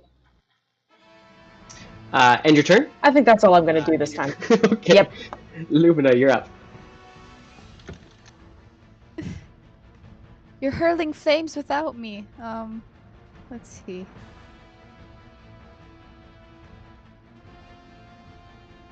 Okay. I'm also going to shoot a firebolt at the one that's next to Tibon. All right, there's your nat Wow. 20. Nicely done. Roll your damage on that one. And if they're resistance, it's ignored. They do so not it's have it. 14. Okay, Thankfully yeah. for I you would guys. ignore it. All right, so that is, hang on, that's 14 points of damage. All right.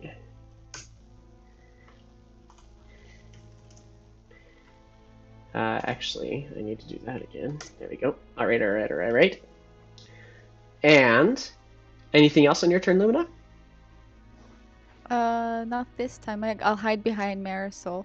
Okay, so as you kind of walk past Nightingale and Roman, you unleash a bolt of fire that just splashes against the back of this zombie that was already facing off against Tibon, and it just collapses to the ground, not smoking.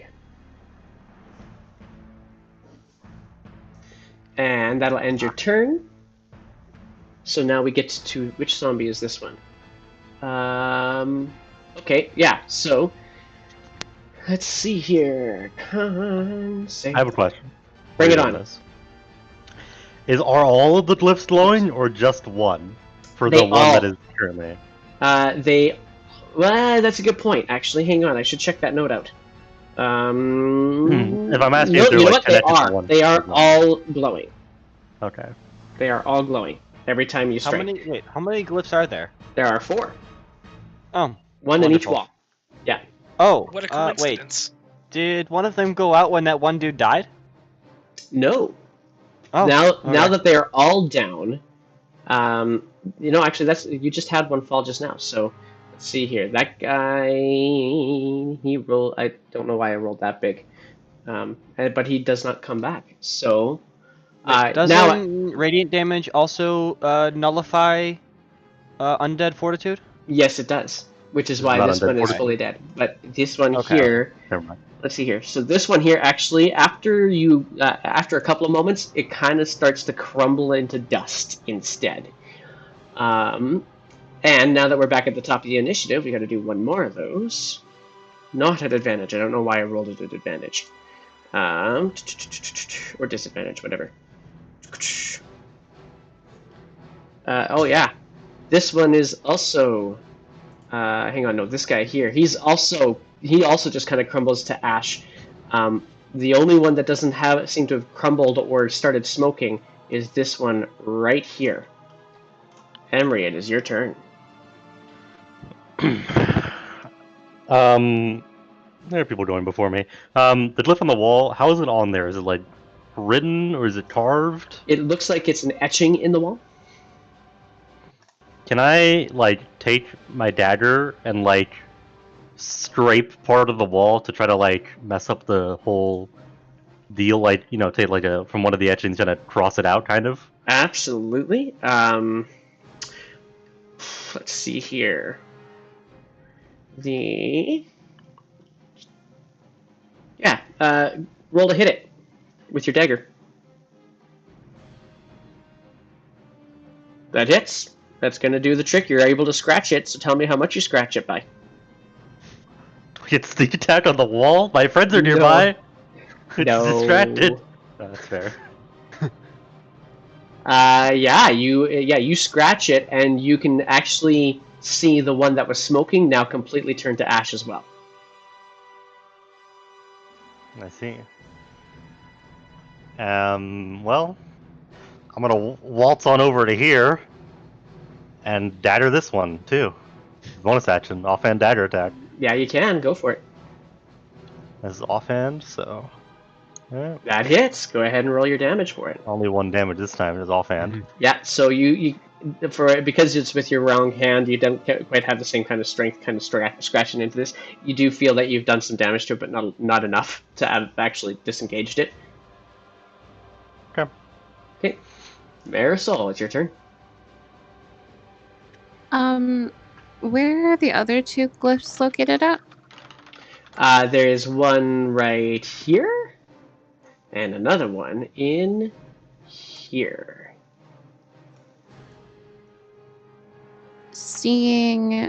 Taking Emery's lead, I will. Oh, sorry, not in there. Emery's got the one that's on that. Sorry, I was looking in the wrong spot. Here and where is the other one? Oh, it's right here. Yeah, it'd be on the north wall. Yeah. Yep. Okay. Taking Emery's lead, I, of course, make a show of using my spear to vault over that body, and then launching a strike at the wall, hoping to deface said. Wow, words are escaping me. I want to say mural, but yeah. Sure. Go ahead and roll the hit. There are murals on these walls too, but Yeah, that hits, and your damage. Yeah, you scratch the crap out of it. A great big spark coming off the wall as you deface it, and you don't really notice any complete effect quite yet.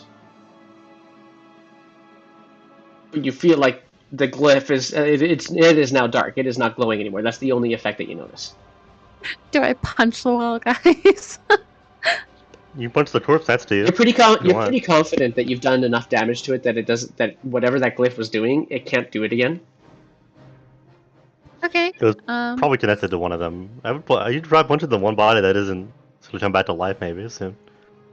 That is a good point, and I did put my foot through that thing, and it was disgusting. So out of disgust, I heel kick that body. All right. You can roll to hit it if you want. Yeah, okay. And he is, damaged again. You heel kicked it, so okay, good to know. It kind of squelches on underneath you again. But that's pretty much it. And your turn? Mm-hmm. Okay. Tibon, you're up. Tibon's gonna put 2 and 2 together and attack the wall behind him. Alrighty. Roll to attack.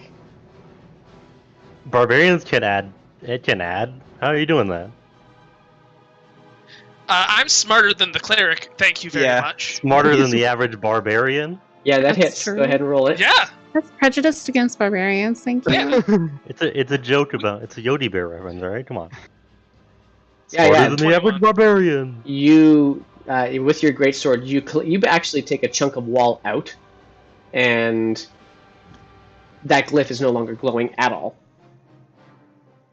The only glyph left glowing now is the one by Emery, and it's only glowing it's glowing much more faintly than it used to.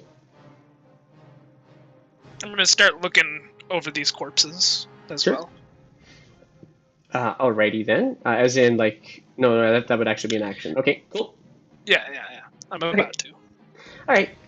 Zombie's turn. Let's see what his constitution roll is.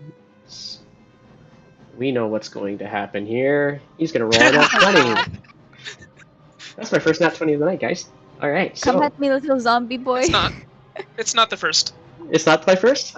Feels like it No, after you had an watching all initiative of roll. yours.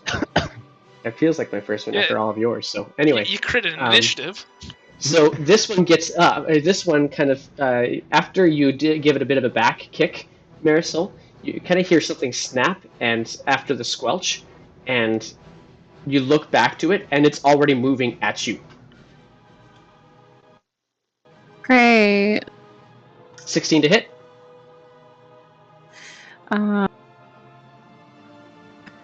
Yeah, just hits. Oh, just hits. Yeah, okay.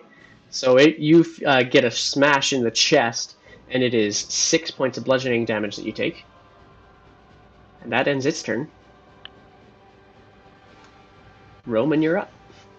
I'm gonna Sacred Flame it, because... Or not... Yeah, Sacred Flame it. Go for it. Dex save has to happen on here. Yes. And nope. Nice. Nope, 5 Radiant.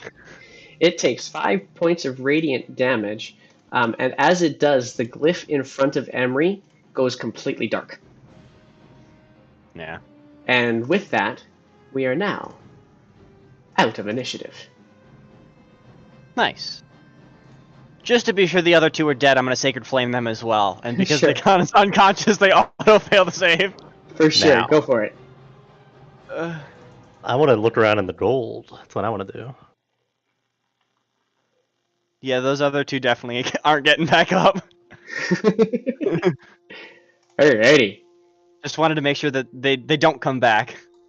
They will definitely not be coming back. I'm gonna. Can I investigate the gold? That's Look around not for on me. anything Yes, okay. special So, within the I forgot treasure? I had that. Tibon, you're also doing some investigating. So Tibon, go ahead, roll an investigation check. Emery, roll an investigation check. Anything else that anybody else wants to do while you're in this room? What was Tibon looking at? Tibon's looking at the body. The bodies. The body. Oh, that okay. shouldn't have been advantage, but it doesn't matter. I want to take a look at the teleportation circle, see if I can figure anything out. Okie doke. And Roman, Nightingale, and Marisol, anything you guys wanting to do as well? Roman is I'm- standing back because he is too dumb to know any of this. Gotcha. And Nightingale is hanging with Lumina.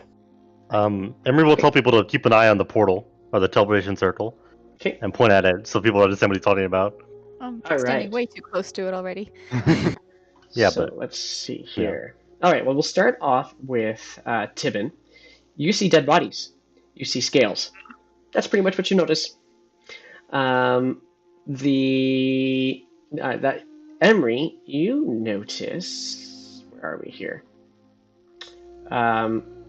You pick up a couple of the gold coins, and they're way lighter than they're supposed to be. Wait a second, these aren't gold. They're painted gold.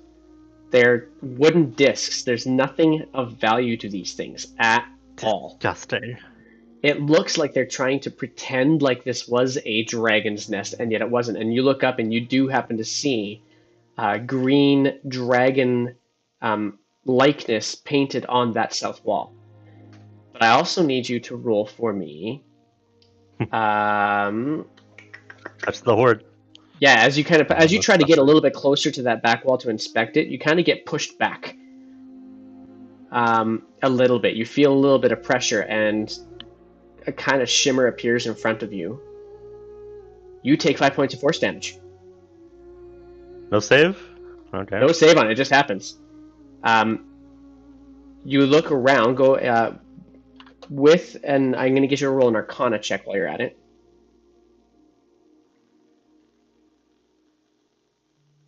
Okay. Oh, and your modifier on that makes it fairly good. You are able to see that there are some very tiny glyphs on either side of the wall that you can probably simply just deface the same way you deface the necromancy glyphs. You recognize these ones as abjuration, though. Can I get close enough to do that, or do I need to like? No, you can just go ahead and do it. Okay, I'll do it then. Yeah. Okay. So you scratch out those glyphs and you see the shimmer just kind of dissipate, and now you feel like you're confident enough to go in there. Is there like a name under this visage of this dragon, or is it just? It is a green dragon. Right. And with your intelligence, I would say that you can put two and two together and remember that Brother Keefe suggested that that Xandria was being accused of being a green dragon. Right, but I'm specifically looking for like cementing clues, right? Nope. There's no, by the way, Xandria dwelt here kind of signs or anything like that. No LED lights or anything, so. Some graffiti like Xandria was here. No, none of that.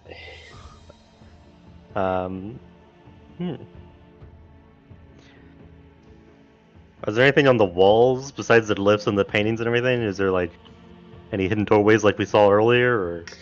You could look around a little bit around the room, so you're going to explore the entire room and see if you can find some stuff? Sure. Sure. Okay, so this would be a new investigation check. Tibon, is there anything else that you're doing at this point in time? Oh, hang on, I haven't resolved Lumina.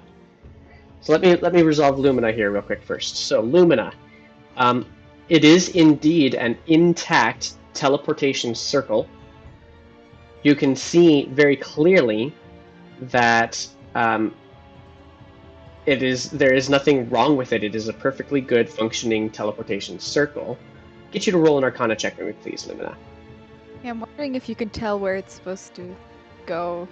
Okay, so with that particular rule, you can definitely tell that anybody who happens to know the particular arcane equation that is attached to this circle, which you can actually see some of those arcane glyphs, they can potentially use this circle to arrive.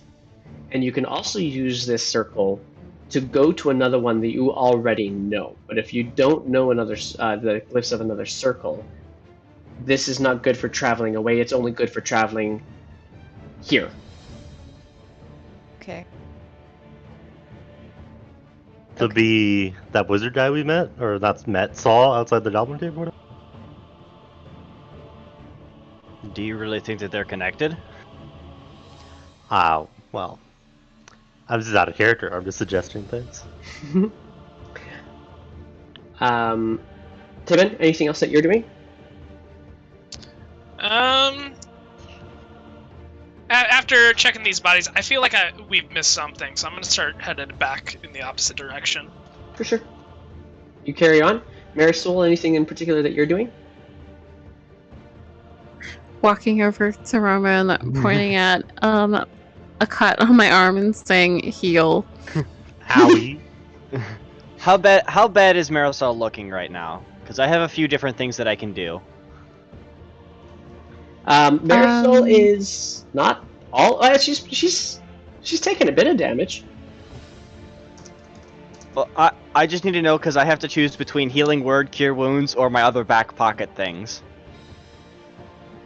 And I don't know particularly which one would be more useful because I don't want to use a spell that heals more. Even though I guess it doesn't particularly matter because I only have so many spell slots anyways. But let's put it like high single digits for you. How's that sound? Okay, I can do a healing word on that. I have a +4 to this, I think. Okay. Because it's plus my wisdom modifier. Yeah.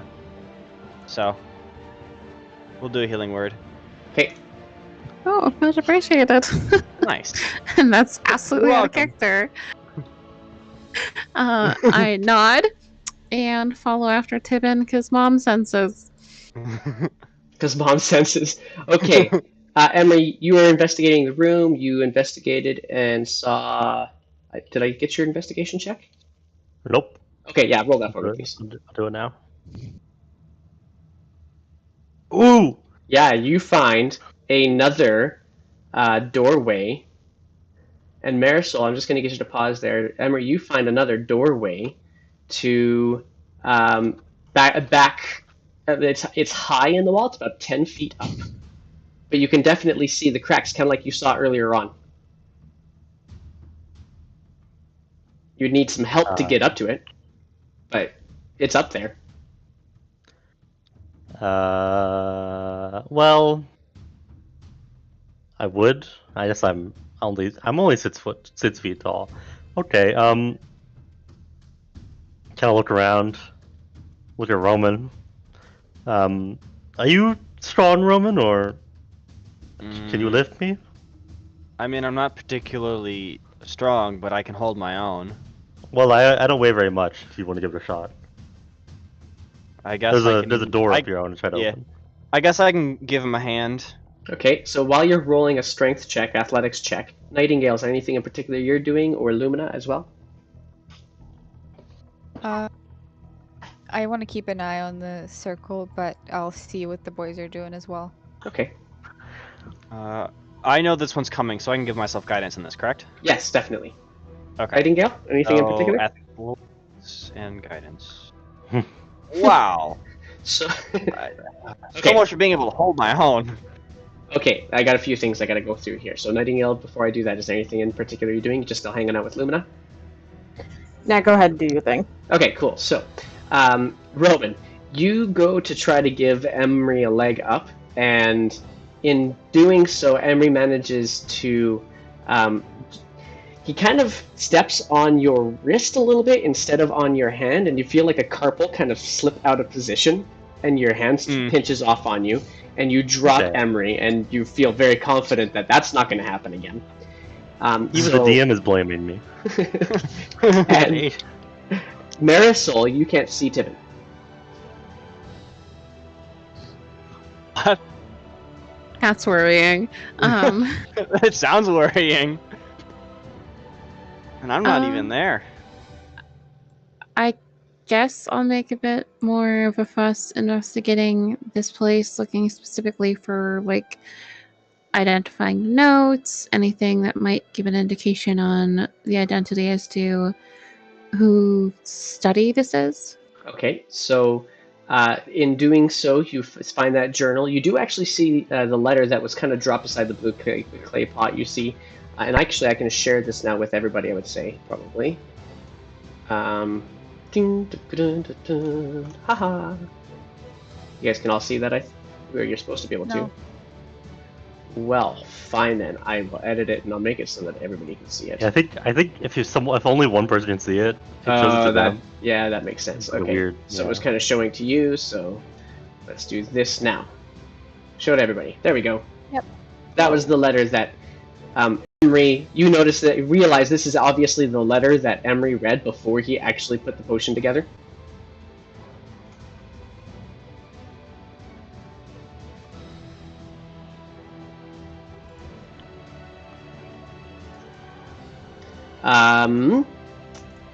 Anything else at this point, or for anybody really?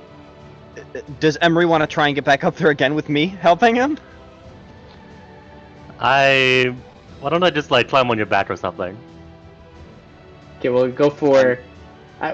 You know what? I'm going to suggest in this case, probably we've already done the check. We won't be able to do that again. Yeah, I feel like we would probably have to wait for Tibon. Yeah. Yeah, Tibon do Alright, be stronger by quite Hey, a lot. where is Tibon? I Or Marisol, wonder one of the out two. loud. I don't know. I feel like Marisol went to go find him. That's kind of a thing she's been doing.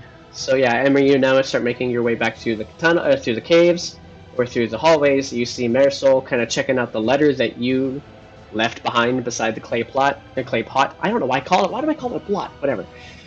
Clay pot. And pot. yeah, right. Dreaming. Moving on. So that's kind of what we have happened at this point.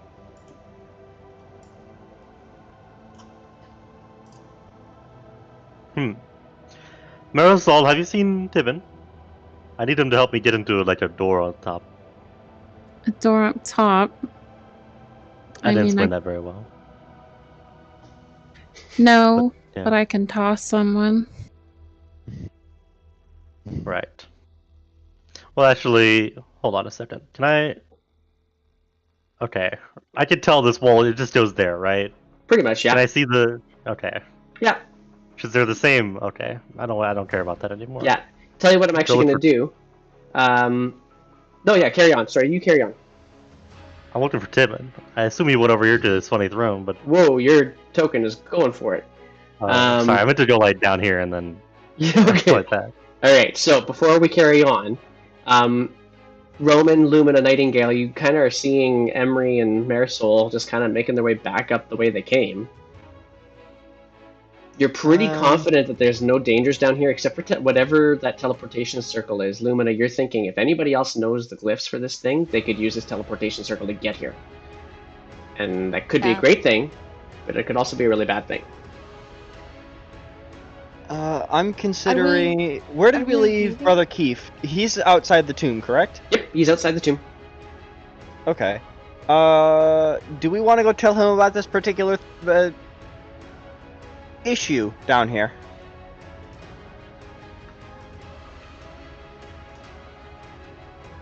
This is directed towards the people who actually have an idea of what they're talking about with this teleportation circle thing. Roman has no idea what this is. I suppose he should be made aware that someone could come in here. But on the other hand, why don't we leave a note? If we're leaving right now, we probably won't see whoever's coming when they come here. We leave a note, you know, apologizing for the mess we made. And, you know, making it known where we could be found, perhaps. Maybe not the tea kettle. Do you particularly think it would be a good idea to leave a note telling someone who summons undead where we are? No, but maybe, you know, I don't know. I feel like it would be very rude to, you know, destroy someone's work and then just leave. This is summoning undead, I understand, but it's a lot of study and a lot of work went into this. You can't just go into someone's workshop and destroy everything. I understand that, and would you also understand if we tell Brother Keith upstairs, and he finds a way to deal with this? This is kind of his domain. Of course. He may actually know something about this, if he knows anything about this. Yes. I'm still Okay. gonna leave a note saying, sorry about the mess. Nightingale's gonna tug on Lumina's dress for a second. What is it? Brother Keith, undead priest. Do you think he did this? And she looks around at all of the zombies on the floor and says, normal? Kelemvor, if I remember correctly, they don't like undead, right? DM? Kelemvor, they don't tend to like undead. You would remember that Yes. from a previous role that you had last session. Right. Brother Keith, he's one of those, they want to put people to rest, you know, permanently, not make some kind of half dragon, half human abominations of chaos. So, Emery, I'm going to get you to roll a perception check.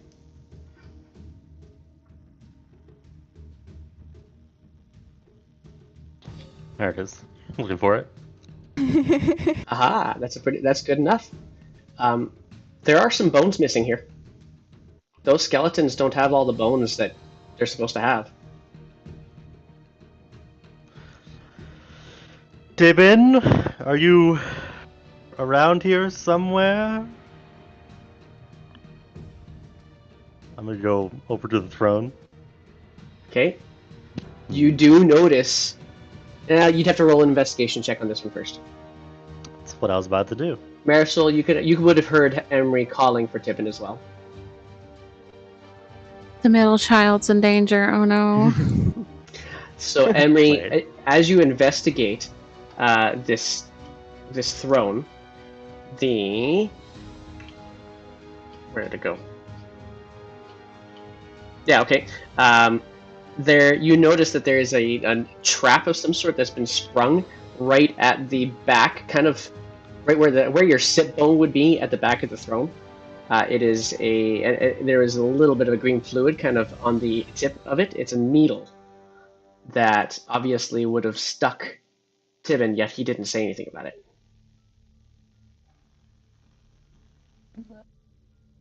Can I move the chair? Can I move it slightly? Yeah, you can. You could try. I mean, strength check to do it, or athletics check to do it. Neither of those are good, but I'll give it a shot. Come on, elf muscles. Don't Yeah, exist. doesn't really move. Hey, that's still better than my roll with guidance. Marisol, you didn't see Tibon go anywhere, right? I was looking for him, same as you. Why? What's up? It looks like he got injected with something, like a poison or something here. I'm worried he's going a little cuckoo. More cuckoo than normal, I mean. What? Is he passed out in the street then? Well, there's over here Actually, to check out. That's a good idea. I'll go upstairs. Yeah, I was gonna go head upstairs to inform Brother Keith of what is down here, since he would have the most amount of knowledge on this. Okay, and I'm going to pause you there, Emery, so that everybody else can have a chance to catch up. Lumina, Nightingale, Roman, you guys are all heading up then too. Is that correct? I am. A I note don't know thing, if Lumina. And Yeah. then I'm following, trying Okay. to catch up. So Lumina, what was the thing that you were doing again, please? I wrote a note saying, "Sorry about the mess. I hope this doesn't mean that if we ever meet, we have bad feelings about it." And then I'm gonna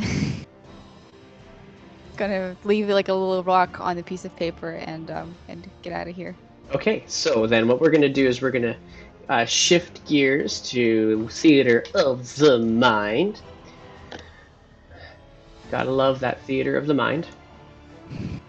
And Back to the loading screen. back to the loading screen, if you will. Just give me one moment here, guys. Alrighty, so we're back to, there we go. Alrighty, so as you guys make your way out to the top, you do exit the crypt the sarcophagus was covering at one point in time. One by one, Emery leading the way, Marisol and Roman.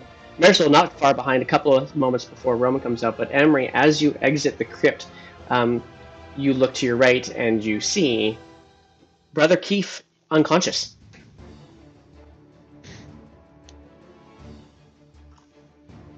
Is Tibon nowhere in sight? You're not there yet. Oh, sorry. Emery, Yeah. you can roll your perception check to answer that question, though. Step outside and look for him, basically. Okay.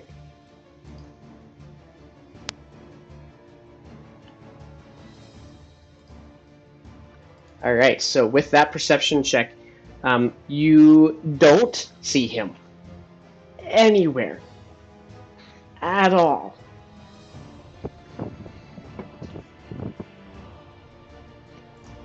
Do I see a trail of unconscious bodies? You only saw Brother Keith unconscious. There is nothing else out here. Perception check. No, you won't have noticed anything else at all unless you're purposefully looking for something else. At which point we would say go for a survival check. I just don't look for footsteps. He's not a light-footed man, so can I look for footsteps? You can look for footsteps. That's a survival. Yeah. That's good enough. Yeah. You are going to see. He kind of walks. You do find some padded down grass going through the graveyard, not in the direction from which you came, which is what you would have expected any of you guys to go back. But it's going through the graveyard, and you follow that path just a little bit. Everybody else is now out. You guys now all notice Emery off kind of tracking down through a very nicely manicured graveyard. Something. But you also notice Brother Keith unconscious on the ground. And Emery, after a couple of moments, you notice that he steps into a little bit softer earth, and you can see the impressions are no longer the shape of a humanoid. Oh shit. I'm gonna shout for my friends. Brother Keith, I mean, I'm not there. I'm just shout for them to come. And then I'm gonna start like as fast as I can go, which is pretty fucking fast. I'll advise you. I can double. I don't know how your rules for like bonus action dashing and using your action to dash on the same turn. Yeah. But if I can do that, I'm gonna be doing that to try and run after all the footsteps. The challenge to that is that every time you go, you have to use your action to keep on your survival checks. And so Okay, then I'll bonus action dash and action. Yeah. Okay. So before we resolve that, what does everybody else do? I'm helping the unconscious person.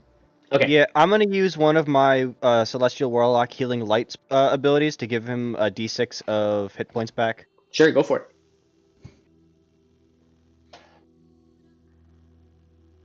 Nice. Oh, nice. Yeah, and a sizable lump that was on the side of Brother Keith's head, magically, or with using divine magic, if you will, sucks back in and looks back to normal again. Pseudo divine. There you go, pseudo divine. And he kind of comes to consciousness, blinking his eyes, and he holds his head instinctively, and then realizes it doesn't hurt, and looks at you. Why did he do that? Who? Our friend? Was it Tibon that did this? Yes. The tall one with the big sword. Yes. I knew something happened to him. Okay, so with that, Emery, following the tracks for a little while, they get lighter, and then they no longer track. There's no longer impressions on the ground. I'm excited to meet Dyslade's backup character, personally. Now that he's now an antagonist. Tibon just became the BBEG. Yeah. For sitting. Where am I at this point? I'm like still in the graveyard, right? Oh, you're still in the graveyard, but you've gone quite a ways into it. You're probably not in view anymore. Mm-hmm. Do I hear any Can I assume I have followed him? Followed Emery, for sure. Yeah, for sure. Do I hear any sounds of conflict or anything unusual nearby? No. If you go back actually with that survival check and kind of have a look at those tracks to begin with, that where they started to where they had shifted shapes and were no longer humanoid, you kind of get the sense that there's based off what looks like the impressions would have been mostly bony, but with some sort of like a webbing connecting them, because you rolled a dirty 20 for survival. You're gonna get the sense that there's some sort of lizard-like, but it kind of shape to the feet. There's definitely a point where some claws or talons or something like that would have been. Is the disappearance? Is it like sudden, like they sprouted wings and flew off, or is it like they just like started moving lighter, or what? Could be both. It definitely got lighter and then disappeared with a couple of scrapes across the ground, as if they were trying to take off and take flight. You, with a survival check of that, you would have discerned that this might have been a little bit more of a gradual process than you would have thought, and that they were going through a process. Is there any buildings I can steal? Anywhere I can get a high ground here? You can. There's a couple of crypts that are a little bit taller. Can I acrobatics my way up one? You could try. Trying to do if they're nearby, trying to run up the wall, Yeah, for sure. Marisol is right behind you. I'm gonna guess that you might try to do something similar too. I run up, surprisingly not out of breath. Yell at Emery's. See him? I'm trying to get up here. Okay, right, so with acrobatics of 11 and these crypts that are, around 15 feet, 20 feet tall, I'm going to say you would have needed a little bit more than that. Give me a boost, please. I roll my eyes and then go to do it myself. Alrighty. No. Ah, we weren't supposed to do that. And she does. Can I you find- describe it real quick? Yeah, do it. I look Emery's dead in the eye, and then, without breaking a sweat, run at one wall, leap off it, hop to the other wall, leap off it, and make it smoothly to the roof of another crypt, and smirk down at him. Marvelous. Roll your perception check to see what you see.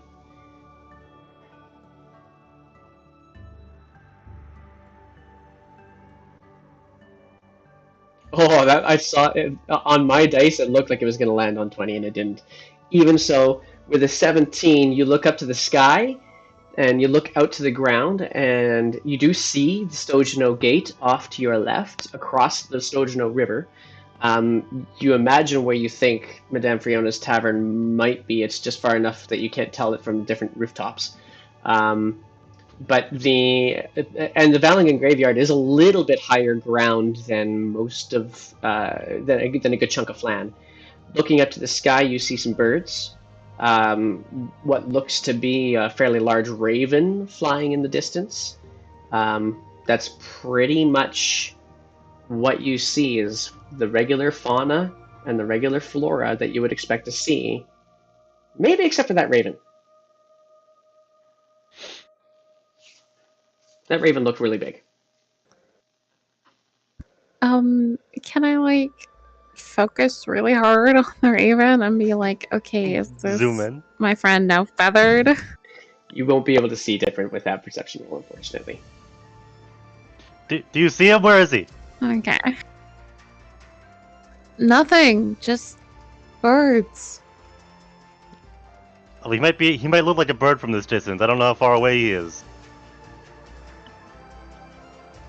I mean, if you want to come up here and see for Lumine. yourself. Lumina, you've run out after them, so you would be arriving after she's had a chance to look for a bit.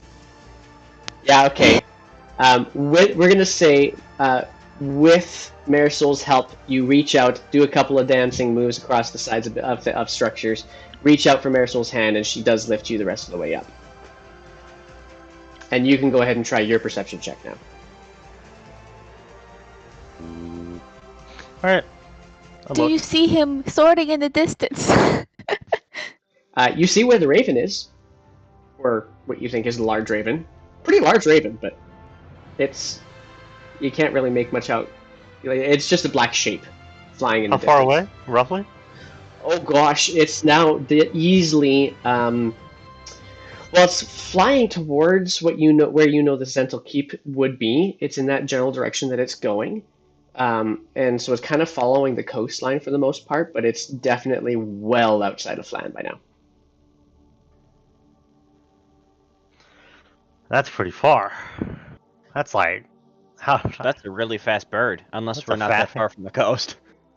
Yeah. No, you are on the coast. Flan is on the coast, so. Can I have, within 300 feet, basically? Or... No, definitely not. Okay. Not by this point in time. I figured not. So they're headed towards Zental Keep, right? It Well, seems like in that. that direction. In that general direction, yeah. The Sentinel Keep is the one that's on the island, right? The Zental Keep, and you guys would all know this, especially Marisol. The Zental Keep is on the western tip of the Moonsea. Okay, I might have to re-Google a map of Faerûn real fast to get Wow. all of this, but I mean, we gotta go after him. Or, I'm sorry. We gotta go after him, right? I say to Marisol. I mean, we're chasing a bird and on a wild goose chase, but naturally. More of a wild bird chase, but I guess seduces the bird, actually. Whoever set that trap on the throne, they might know how to fix this. All right, so while you guys are talking there, Nightingale and Roman are still back with Brother Keith. Yes. Right. During this time, I would have explained to him about the undead situation and the fact that there is some sort of teleportation circle that I don't fully understand. Okay, so likewise, in interest of the storyline, he would have also relayed to you that he has heard of these types of situations before. It would look to him as though there might have been the intent to create some sort of lich. And he's heard of draconic liches before. There's a fairly famous wizard who's tried to produce them in the past, but he can't exactly recall the name of that wizard right now. He just knows that there was one who did it. Does he know if this particular wizard is still around? He thinks that he's been long dead, actually. He Lich also wouldn't fix that, has. He also it gets particularly intrigued by the fact that your friend Tibon suddenly knocked him out and made off. He's curious about what happened to Tibon. It's like, yeah. I don't know how to explain it, other than to show him the throne. and he says, "Is it safe down below?" As far as I can tell, the only way to get in and out of there is either through that door or through that teleportation circle. I understand. And nothing came through that circle yet. So as of right now, it's safe. Would you show me? Yeah, I'll bring him down to the throne and show Okay. him what's up. Okay, so as you bring him down, because this will have taken about the same amount of time as the other guys were actually doing some perception and show. I'm going with Roman, Okay, just to be clear. Okay, cool. So you guys go down and you do show him the throne, and he has a look at the needle and says, "This does not sound like lichdom. This seems like something else. I don't know this magic. I need to speak to my elder. Will you guard this crypt until I come back? It will be a mere few minutes." I can. And he makes his way back out of the crypt. And what you would have noticed, Emery, Marisol, Lumina, is that these guys would have gone back into the crypt, and shortly afterwards, Brother Keith comes out and starts walking towards kind of the gate of the graveyard.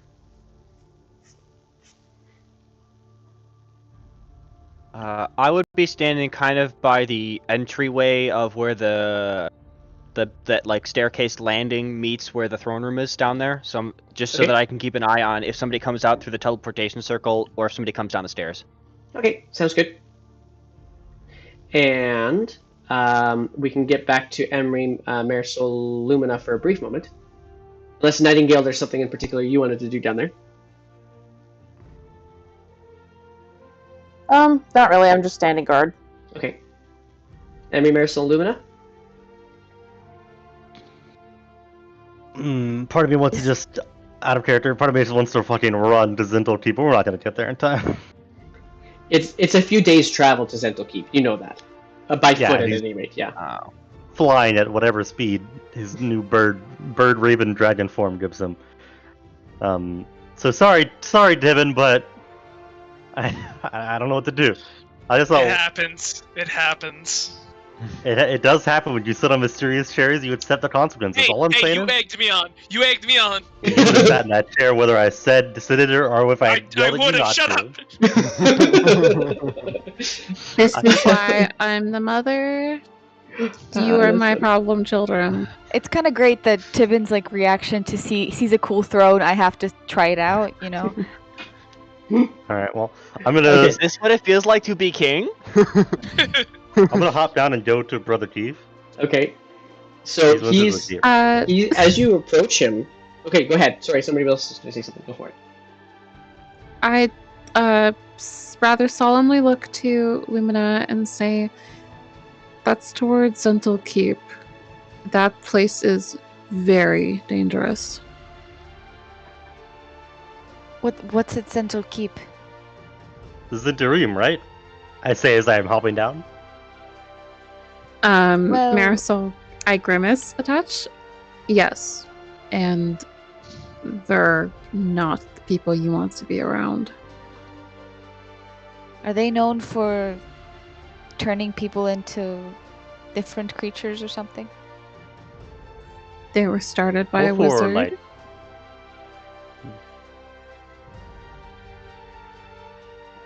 They were started by a wizard who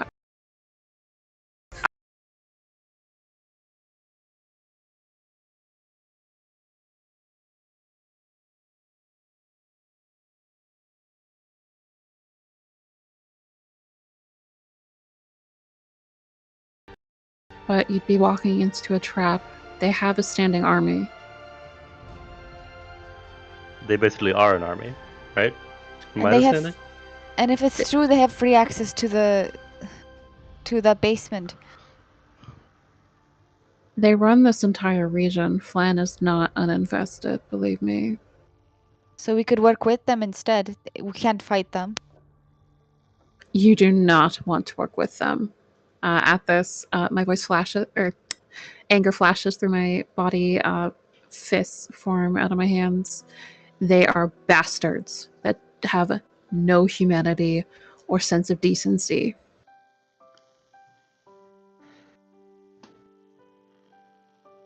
Okay. But Tibon.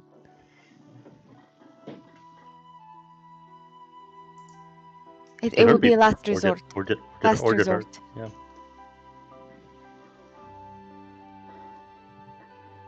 You have history with them?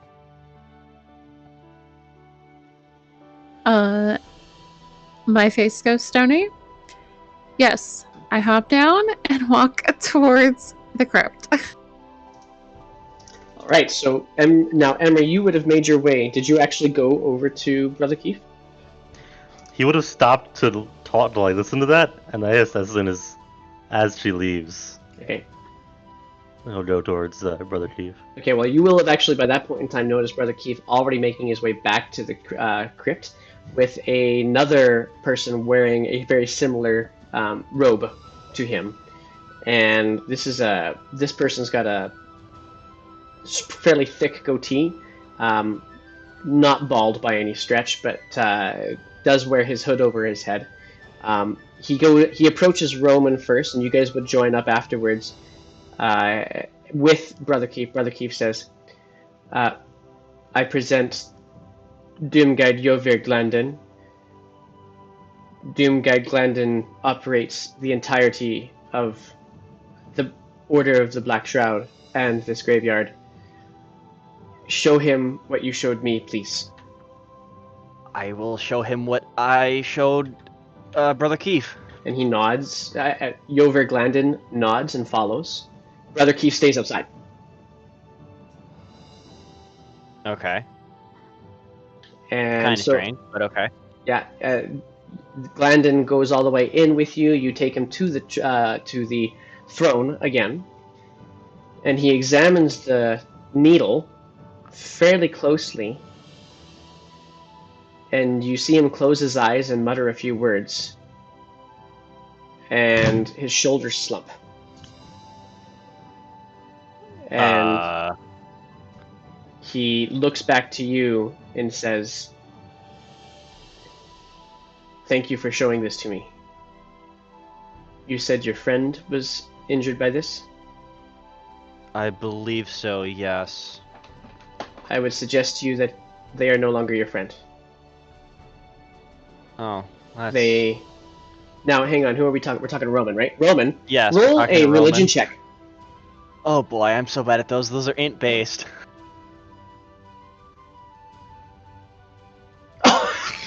Nothing. Nothing. Okay.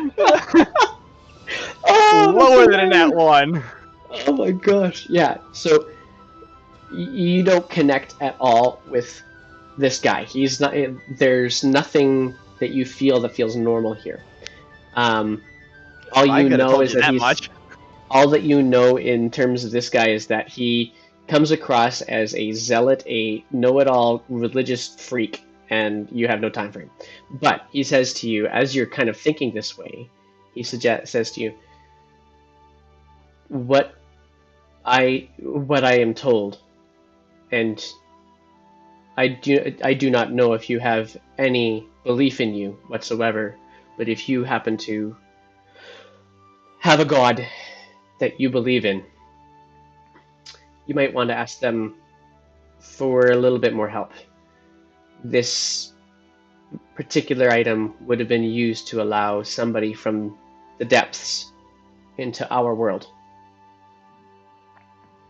I'm assuming by the depths you mean the hells. Absolutely. I And see. he starts looking up and down, looking through the crypt, and this was the Xandria crypts, the Weltran crypts. Yes? Would I know this? I don't Yes. remember. Yeah, if that was Keith the name told that me you this. guys were. Yeah, that's the one that. Okay, then Yeah. then I would reply whichever response is correct. Okay. He says, I don't personally remember because it's been a while, but That's if correct. if this is something that I would have been told, I would have remembered it. So he says, if it was the rumor of her potentially being a dragon true.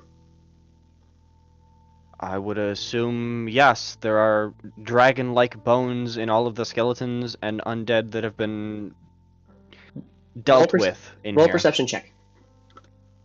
Oh boy. Perception. Oh, that's wisdom based. I might have a chance. We're making Not up much. for all of the nat 20s that Tibon rolled earlier on. Clearly. You notice that the piles of bones have been muddled through since you killed the skeletons, but that's pretty much it. You could mistake it for somebody stepping through the bones and kicking them around. Oh, okay. Where am I? I mean, you could have made your way into the crypt by now. And yeah, I would have followed Brother Chief down. Okay, Brother Chief didn't go down actually, right? He didn't go down, no, but Glandon did, and so did Roman, and I would assume Nightingale was already down there too. Yeah, she'd have been down there with me. So Nightingale, why don't you roll a perception check too? Okay, 1 second.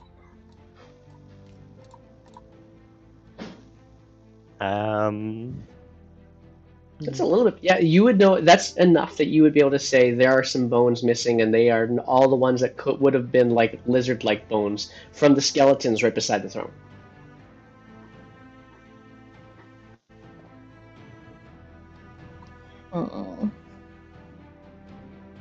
I will point this out to Roman. Okay. Does Roman understand this? You might not. You could always try a straight wisdom roll. However, I'm going to get Glandon to alright. do the same thing. Straight wisdom? I can Yep. try that.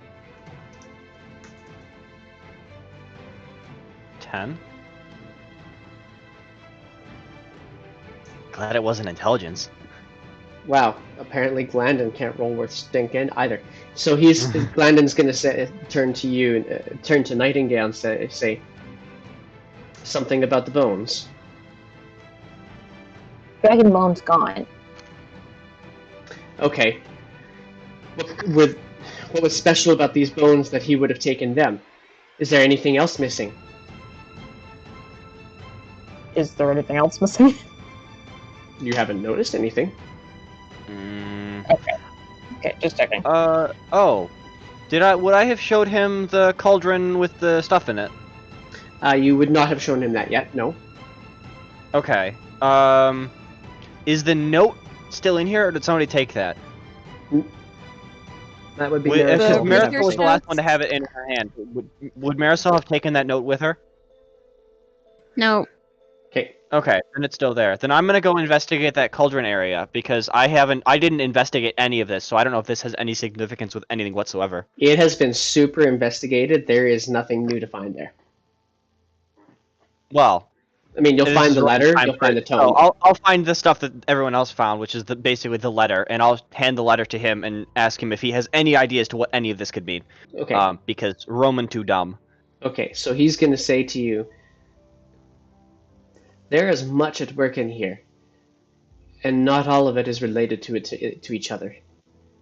This is definitely the work of Sun Master. This is a Dracolich in development. Badly, it would have failed. But definitely this was a Dracolich attempt. However, that's not what this throne is all about. This throne is something completely different. Then what is the throne about? As I said, I believe it was used to allow something from the Hells to take possession of your friend and render your friend, well, no longer your friend. And what makes you sure that these are not connected? Would it not be to the benefit of some Draco Lich to have some entity from the Hells? And with to that, you control of see their a whim? light bulb. With that, you actually see Glandon have a light bulb moment. He says, "Of course. That is precisely what it would have meant. Have you ever heard of The an tale of Darth Plagueis the Wise. Abishai? Have I heard of what? An Abishai. I don't believe so, unless Roll, this is yeah, something- roll an intelligence check if you want. Intelligence, but good boy, good lord. I think by now I would have come I'm downstairs, not- by the way. I rolled one too. Yeah. Nope, you haven't heard of it. Yeah, Nightingale, go for it too. Just straight intelligence, right? Yep. Oh, hang on. You know. You know what? I'm gonna get you to roll a history check, just to be sure, because you're right on that cusp.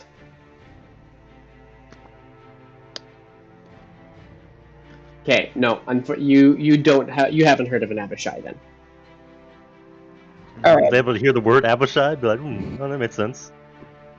I wanted to come downstairs and ask about this tourmaline that I have, but Yeah, you can now. You actually will have already heard of Abishai before. There's no question about this, and you know an Abishai is a devil, but unlike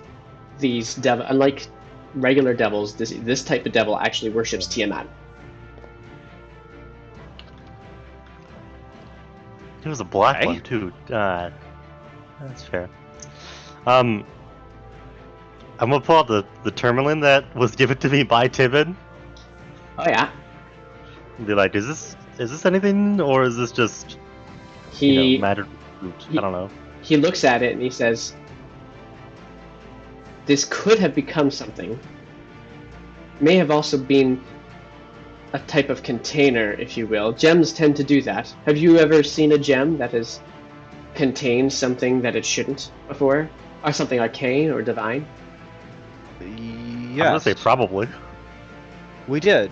There was the lightning entity inside Oh, the yes. blue gem. Right. Something- Doesn't Tibon have that? So that would be something similar to this. Potentially this tourmaline could have been used for that. It's no longer, it is simply a tourmaline. I would suggest that for your efforts you could simply take it. It has absolutely no value to Miss Weltran anymore. We saw Tibon, who I assume is this Abishai, which I've heard of them, so I assume is an Abishai now, headed towards Zendul Keep. Do you know why they might be headed there? Well, there's much of Faerûn in that general direction. I Well, find they're headed honestly, to Zendul Keep. honestly, I would find it very difficult to believe that even the Zentarim would actually deal with the devils. They've not had great history, but with the Abyss or with the Hells before. I would be surprised if there's any sort of connection. Okay. There's always a chance for a first. Well, Indeed.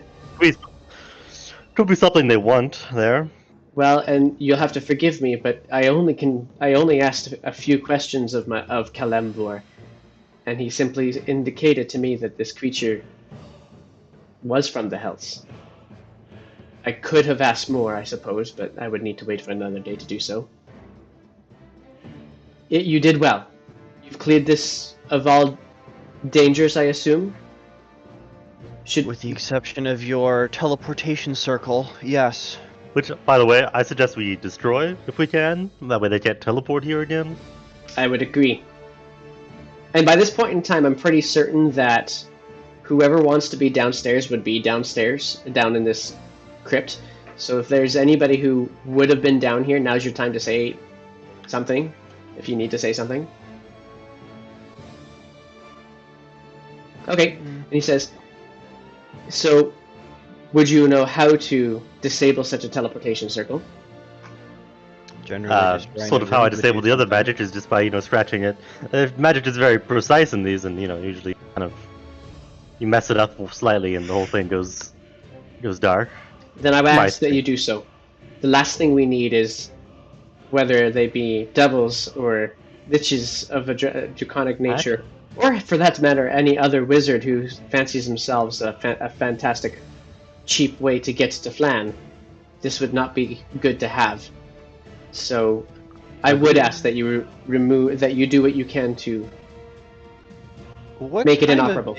I also Lumina is there and she's not saying anything, but like it's very difficult not to say anything.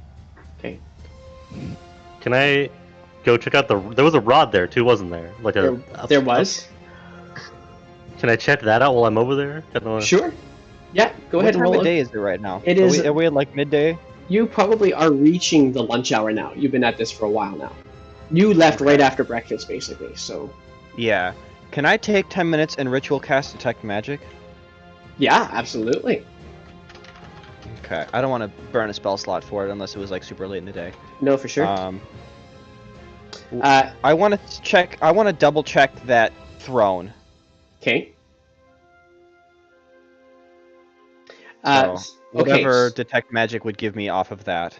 Okay, so what you get for Detect Magic, and what Emery gets for his Arcana check. So Emery, you're going to see the rod, and it's just inanimate. It's not moving anywhere. It's almost as if it's been held magically in place. You kind of get the sense that whoever's supposed to use this teleportation circle is all supposed to hold it, but that doesn't make any other clicks for you, unfortunately. You still feel like you could get rid of the teleportation circle simply by scratching it. Can I? This is a weird question. Can I pick up the rod? Yeah, go ahead and try. Is that if you want? Is that what you want to do? Yeah, I want to try to pick up the rod because it might be one that may or may not move, or it could kill me. We'll find out. And you try to pick up the rod, and it lifts off. And you look at it, and you see that there are sigils. Part of the teleportation circle's equation is actually underneath the rod in what seems to almost be like microscopic scratch marks. This was actually a lot more intricate than perhaps would have been first realized. For the Detect Magic, you do not sense any. You sense the remnants of what would be called a kind of conjuration.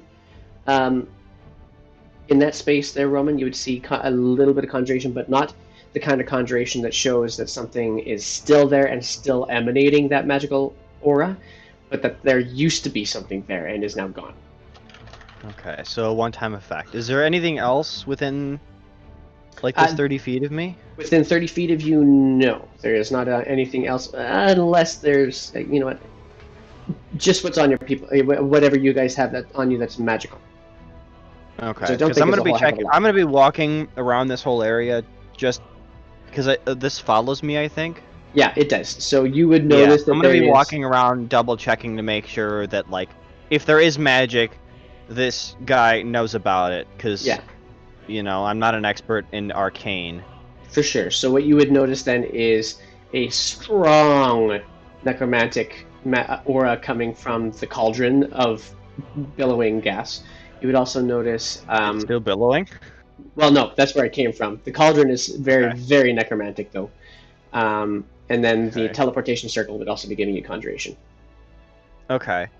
Then I'll let the guy know that there is some sort of necromancy related to this cauldron. Necromancy? It's only necromancy? There's nothing else there? I see. Fair enough, then. And he goes over to the cauldron, and he spills it. That's fair. Said, Let us finish with this teleportation circle, and I think it's time that we seal this crypt permanently. I would be inclined to agree. Emeries, have you found anything while you're over there? You seem to be searching for things.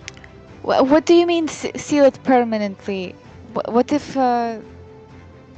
you need to get back in there for some reason? I think that would be the point, is that we do not want to go back in. And we do not want anything to come out. So we're going to try to rid any possibility of that happening.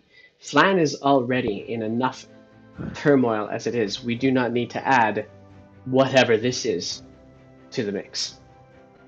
Of course. You know better. I appreciate that this is bothering you. What about this bothers you?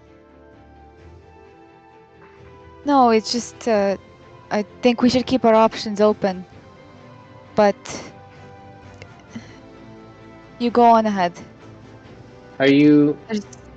There's always another way to get Tibon back. And he looks very intently at you, trying as if he's trying to pry the information out of you through telepathy, but you obviously don't feel anything telepathic. It's just boring holes through your soul with his eyes, kind of thing. Nightingale, I'm seeing Druidcraft. What's going on? Oh, sorry, my bad. Never mind. Okay, we're good. Whoops, did a druid. I'm gonna. Is that skunk? What is that? No. So the you said the markings were on the root, like underneath the rod, right? Yep. How big is the rod? Like, is it like? It's like an inch thick. Approximately 4 feet tall. Does it have any? It has markings on itself, right? Like the rest of the teleportation, right? Are there any buttons or things that are obvious to activate? No, it's just an iron rod. It almost looks like you could just simply take it to that dwarf you met the other day and say, "Here, use this for some of your raw materials." Fair. Okay. I'm not getting any magic auras from it, am I? Nope. Okay. So pretty much the only things that I got was the conjuration from the chair, the necromancy from the cauldron, and now the other conjuration from the teleportation circle. I'm pretty certain that's it. Let me just... you know what? You do see a faint aura, not necessarily of a school of magic, emanating from Nightingale's pocket.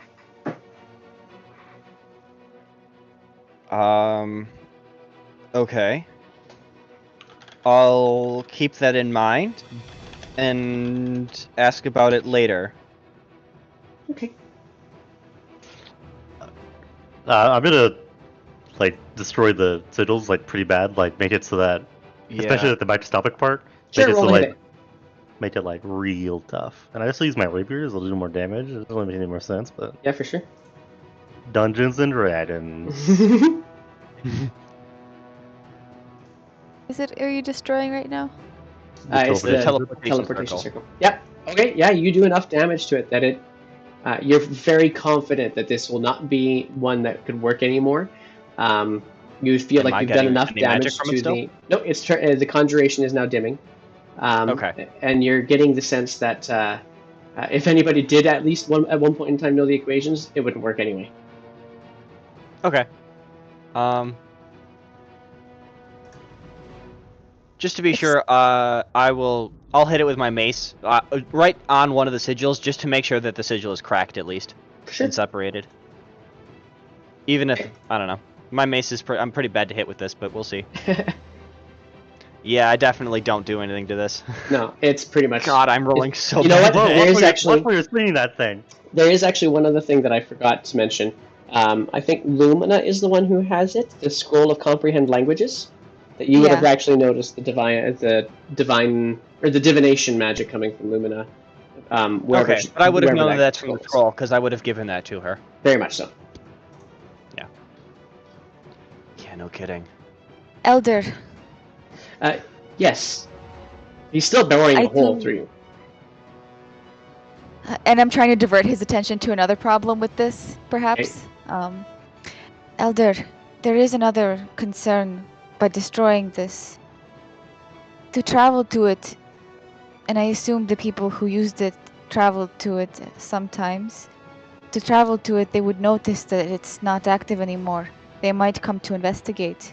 You And might if- have drawn them here. If they try to travel through it, they'll notice that we turned over their big plot and activated and killed all their things. I don't think that they'll. Well, that was why I tried the diplomacy note. Okay. Yover Glandon looks to you and says, I don't know what "It's noise you're very talking astute, and what I will suggest is that we may simply have need of your services later on, should such an issue arise." What are you? Is this a group of you who are always working together? Is there a name that I should call we you? have been sort of drawn together quite recently, but yes, we've been on a couple of jobs We're called together. the Rolling Stones. He looks Of to you. course. He looks to you, Lumina, and says, "Seriously?" It's a working name, working title. Is that what you call it? I Fair just enough. kind of glare at Emery as he says that and say, and quickly agree with Illumina. What?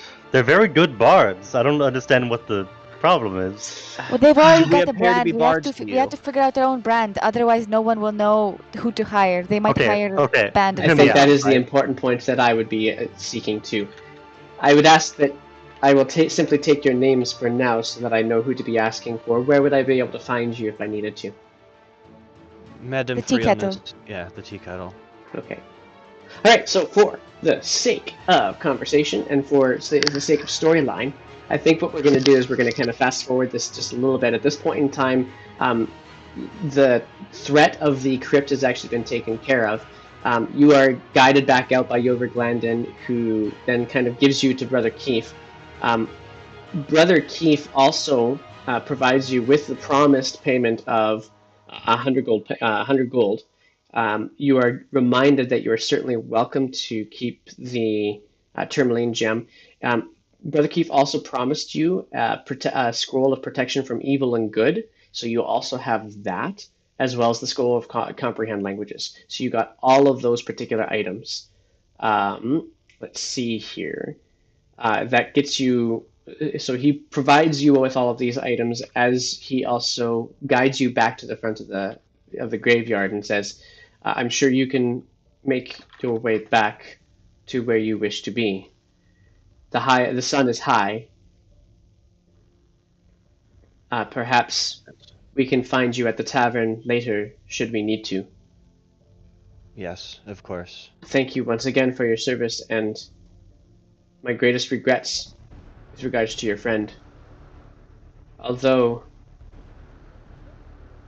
it is an unfortunate business. We may have need of you again, according to the Doom Guide." And he nods and bids you farewell. Is there anything else you guys wanted to do before you left? Left here? No. There is some place that I want to find, though. In Yeah, Flan. I want to do something before we move up to the tea kettle. Okay, go for it. What would you? Let's do this for everybody. So if there's something that anybody wants to do before going back to the tea kettle, let me know. I would like to go and find the Forge Guild, or whatever they were called. Ah, yes. Okay, the Stone Cutters Guild, I think is what it was called. I have to go back and find that again. It's Something like that. yeah. You're talking about Yana Hammerbound. Yes. I want to Yeah, go. Doesn't matter if it's specifically her, but someone from that guild. Okay, fair enough. I'm And looking so, to get a new set of armor. new set of armor. Alrighty then. Yes, looking for an and upgrade. Emery, what is it that you wanted to do? I want to talk to Lumina. I want to Okay. pull Lumina aside somewhere, preferably in the inn, but Okay. I guess if she's going somewhere else, then I'll follow her. I'm not going anywhere. I also just wanted to talk to Marisol and Emrys. So. Oh, Emry. cool. Marisol can be there. I don't really care. Okay, Nightingale. I am- there- Fun. Before we have you guys do that conversation, Nightingale, is there anything in particular you wanted to do? How far are we away from Flan? Like, are we still in Flan? Are we far from the kettle? Officially speaking, you're in Flan proper. You just need to cross the river to get back to the kettle. Okay, then I guess I'm just gonna keep following. At some point, I'm probably gonna ask somebody what happened to Tibon, because I saw nothing. I was healing somebody. Nobody's talked to Nightingale. Okay, fair enough. So, Or Roman. Roman has no idea what's going on either. He just talked to he talked to Brother Keith and this Doom guy. can we suggest that you guys might actually have had this conversation on your way back to Flan proper, where you finally split? That's fine. Yeah, that works. Okay. So, real quick, my name's Imri. So Tibon probably got possessed by a black Abishai and turned into one, and then flew towards the Zentil keep or whatever. That's what I'm assuming happened. What? Can you remind me where this specifically is on the map? Because I can't seem to find it on the Faerûn map. Yeah, it's let's see here. It depends on which Faerûn map you're looking at. But I'm if looking you at think the one on lore maps. lore maps, okay. So hang on. Actually, I just have that doesn't seem handy. to show on here. This might sketch out my internet, but I'm going to still try and pull it up here for you. So, oh yeah, right there. So if you're in the moon sea, looking at the moon sea in particular, zoom in, zoom in, zoom in, zoom in. You'll see Flan, and then you'll see basically right beside it, on the left-hand side of it, Zentil Keep. Oh, okay. I misunderstood it as Sentinel Keep and not Zentil Keep. Okay. Oh, Zentil Keep. Sorry. Yes, that's my bad. This is my Canadian diction. Sorry. Okay, so. No, you're fine. We both apologize for it. Or lack thereof. Yeah, we just drop every T and D that ever existed. That's all. Yeah. Okay, so Yeah, It's and simply my O's. misunderstanding of general language. I do it with even people who I know from Michigan. there you It's go. fantasy language. Zentil's not a real word. It's okay. It's all good. Okay, so Marisol, Emery, and Lumina, you guys are in the midst of conversation. Anybody else who's going to be with them can jump in as well. Roman will talk about the kind of armor that you want here in just a couple moments too. So go ahead and have your conversation, guys. A couple of things, Lumina. First off, I pull out the rod. I say, I don't think this thing is magical. I'm pretty sure Roman confirmed that, but I know you've been wanting to seek a way to teleport or whatever. Is that something I know? I feel like I know that. Yeah, Relevant character? you were with us, I think, when I went to the wizard to see if Yeah. I could ask him immediately to teleport me. I don't know if this will be of help to you, but magic maybe has something to do with teleportation, so maybe it'll help you. I'd sort of test the weight of the rod in my hand. Is it just a regular focus? It's not even a focus. It's just a rod. What is it made of? This one would be made of. I'm going to say it is iron. So it's got It's some. an It's iron got rod. It's got some heft to it. I'm sure you could bludgeon someone to death with this if you wanted to. I don't know why I would want to do that.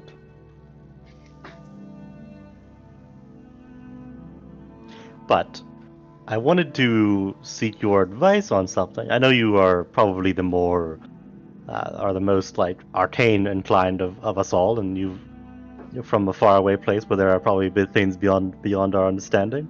I don't know anything about where you're from. I apologize if that was rude, but I had a bit of a dream, and typically this isn't something I would bring up, but you guys aren't elves, so you wouldn't really.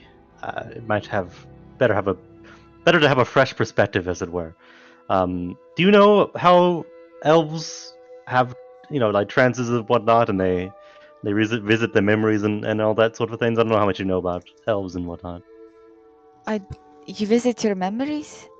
I know they skimp on coins. I know you were an early Good riser. racist. It's impossible for the rest of us to keep up, but Right. I'll explain just briefly. As elves, when we don't really sleep, we sort of enter a trance, and when we're in this trance, we are. It's more about reinforcing things we've learned, visiting our memories to better think about what we could have done differently or what we did right or that sort of thing. But when we're children, well, I should say, when elves are born, they have essentially within them an immortal soul from other elves. Elven souls don't really move on like other souls. they kind of linger and come back for when new elves are born. So, and they experience the memories of these other past lives when they're children, and eventually these memories fade with time until they reach adulthood, which is when they have their last recollection of their past lives' memories. And typically, it's all fanciful stuff of lands long gone and things that would defy explanation from the ages long past. But I never stopped having these sort of dream visions of my ancestors, and it's sort of worrying because that means technically, by all accounts, my elven culture, I'm still a child. Not surprising. A little rude, but thanks. But last night, it was very vivid, more vivid than they typically are. I was in some kind of snow-swept forest, in these mountains, right, Windy J? Yep. No, sorry, and not I was mountains. Just a plain forest. Actually, there was no mountains. just it was snowy though. It was a snowy forest. Yes.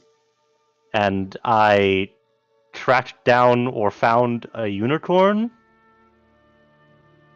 and I'm not entirely sure what any of it means, and it's something I have hidden from my parents and the other people around me for a while, which is kind of why I'm here now. But I wanted to see if you had any insight on the matter, seeing as you are the most arcane of us all.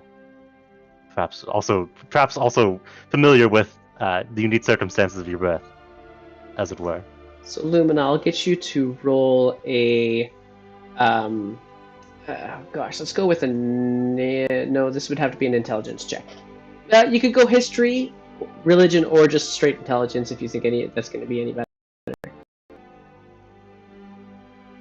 Okay. Just as an aside, at all this, Marisol raises her hands, takes a step back, 17. and just nods to Lumina, like, take care of this, please. Lumina is like kind of smiling slightly because like she's thinking of like sort of children's fairy tales and how it's kind of sweet that Emery is still. He's still a Has child. He's Yeah. Peter Pan! Welcome to everything. He's still a child. So you actually do recall some of such stories of unicorns and where they live. Generally speaking, what you're most familiar with, being from where you are from, is largely the Moonshae Isles, which are teeming with elves already, as you know. So, and that is as you know because you're Lumina in particular. But there have been known to be unicorns in that general vicinity, and sometimes there are rumors of another land far west of Faerûn, where there are also more elves aplenty and similar type creatures of what would just be considered fantastical stories to most people who live in Faerûn. Well, Emery, and she kind of like reaches up to like put an arm around his shoulders. They say there's legends of unicorns, and then there's, the real ones that exist in far off lands, even farther off than where I am from. And they say unicorns, they are attracted to people who have an innocence about them. And I think your dreams, they are indicative even more of your innocence. And that is not a flaw. Well, these are. I say dreams to try and like relate to you guys, but I don't have dreams. They're memories. They're as real as my own memories, but I am a different person entirely, and perhaps a different age. So I don't know if that is really what I was going for. Maybe you're remembering a life from when elves came long ago. I don't really know where elves originated from, actually. So. Well, there's Corellian, and there's a whole origin story. basically, Corelli had made us, and then there's a whole thing with Lolth and all that. But I don't know what I'm going with this. I just thought maybe you might have some insight, but you appear to not really not be taking me seriously. So I'll leave you to whatever you're going to say to Marisol. And I take you very seriously, Emery. You did very well in that dungeon, even though you say you hate it. You seemed excited like a child in a store. well, there were less dead bodies than I expected, so it was okay. But see, that's the problem there. What you just said, not a fan. The child thing, I'm not a child. Are you sure? Child at heart. All right. I- I'm 120 years old. I am long past being physically mature for an elf. That happens around our teens or our real teens, like you do. But by all accounts of my culture, I am a child just because I have these memories. But Nightingale's jaws just. I do not jest when I say this. It's not. It's a gift to have the youth about you in your mind and body and spirit. And The curse humans for where those I'm from, around they live so little compared to the gnomes. It's like a childlike wonder is incredibly valuable to have late into your life. I don't know why. I don't understand why you're so against it. I'm not. I didn't like it. That's not what I mean. It's just I don't know. It feels sort of patronizing almost. Not just from you. Understand that this struggle I've been through. I had to lie. My parents don't know that I'm still a child or whatever, and neither does the rest of the people I grew up with. I lied to them because I didn't want them to think I was some weirdo, and there were some prying eyes who were interested in whatever was going on with me. But I don't know. I just prefer a life adventure, and I want to see things and explore the world and all these sorts of things. And it's an inherent elf's drive to make memories for their immortal soul, right? But I want to find out what these memories mean. I mean, It will come to us. I mean, and it is difficult, even though I don't understand completely. Have you tried meditation? meditate. I mean, trance is sort of like a meditation. So every night, yes. But you're focused on other people's lives, not your own. When I meditate, it's a matter of clearing not only my head but my soul and detaching my soul from the material plane. It's a matter of extending my feeling beyond my body. Perhaps this sounds sort of ridiculous to offer, but perhaps trying it would yield some results. Perhaps. It's sort of beyond my control, though. It's not something I choose. I can't actively call upon these memories. They just come to me. They refer to the moment that an elf loses their memories of their mortal soul as the drawing of the veil. And so this veil, quote unquote, for me was never drawn. It remains wide open, and occasionally these visions come through, and I have no say or control over what happens or what I see, how or when I see them. And most nights I have normal visions. I have my normal trances. But I'm sure it wouldn't hurt to try. With that, you guys arrive at the tea kettle.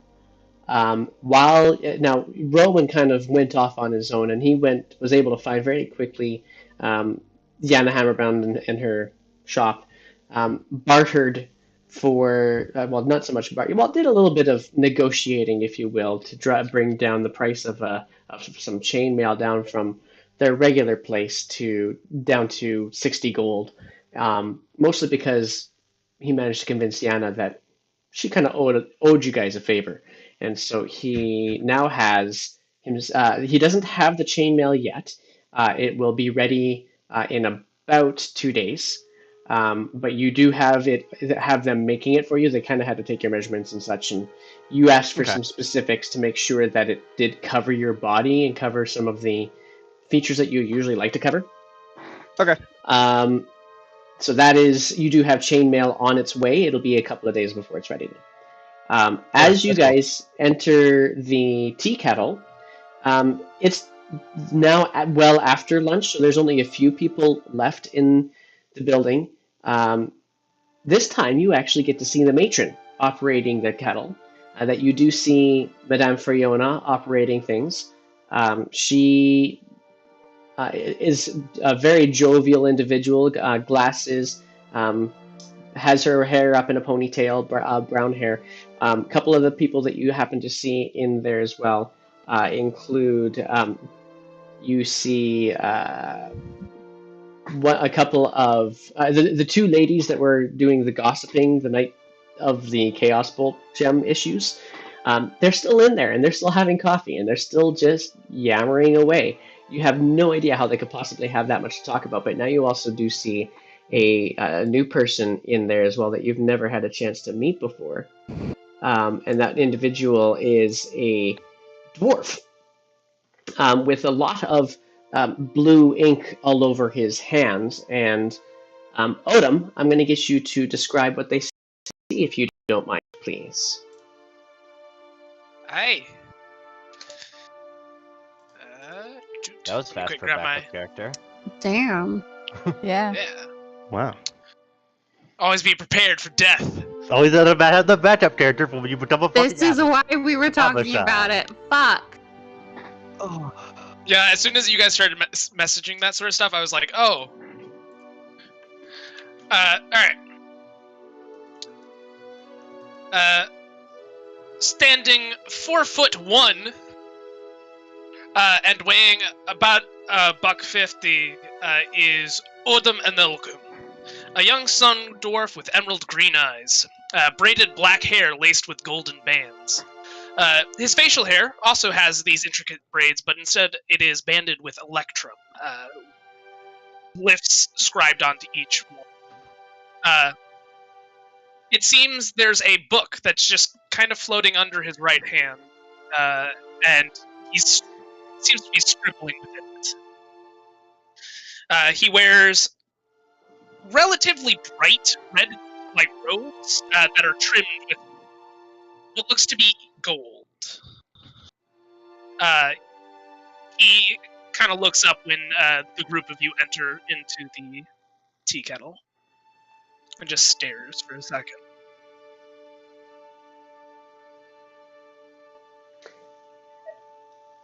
And so you guys come back in. You're hungry. You haven't had lunch.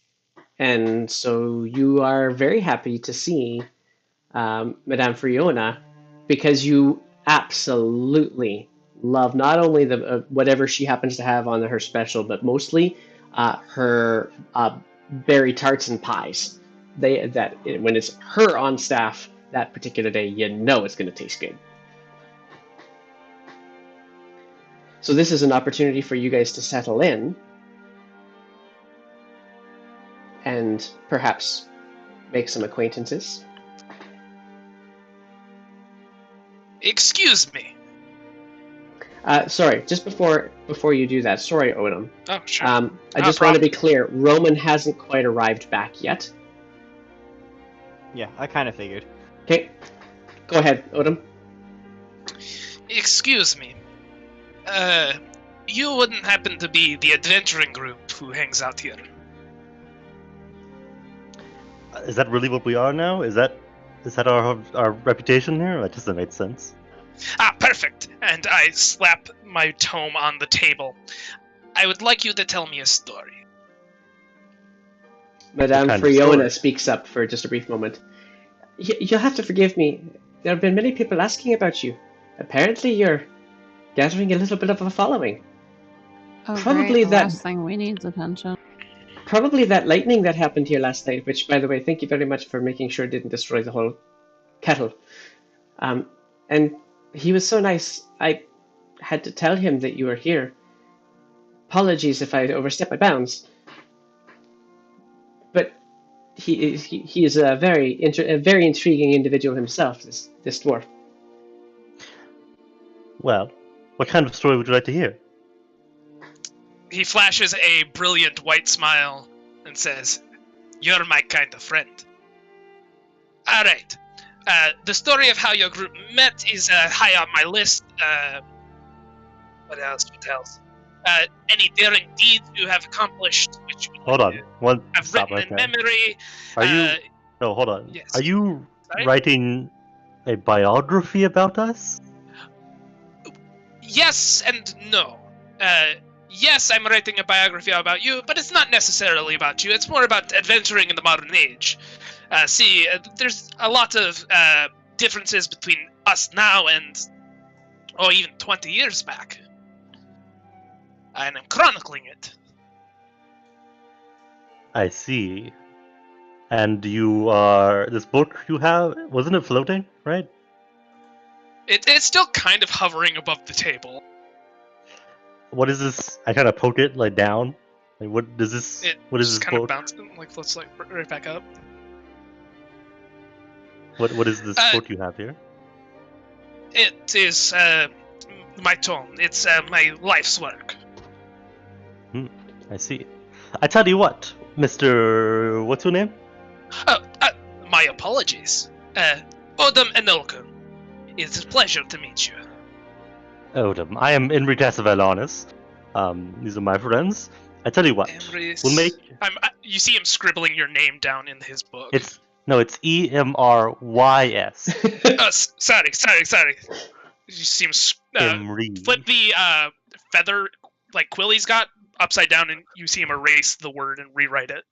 Some fucking magical shit. We'll make a bit of a deal. You want to hear a story from us? Well, as any transaction would go, we must hear a story first from you. Well, depends. What would you like to know? Well, you are clearly a practitioner of some arcane. You might say I'm an open book. I roll my eyes at that. Emery kind of pauses, and then he just bursts out laughing.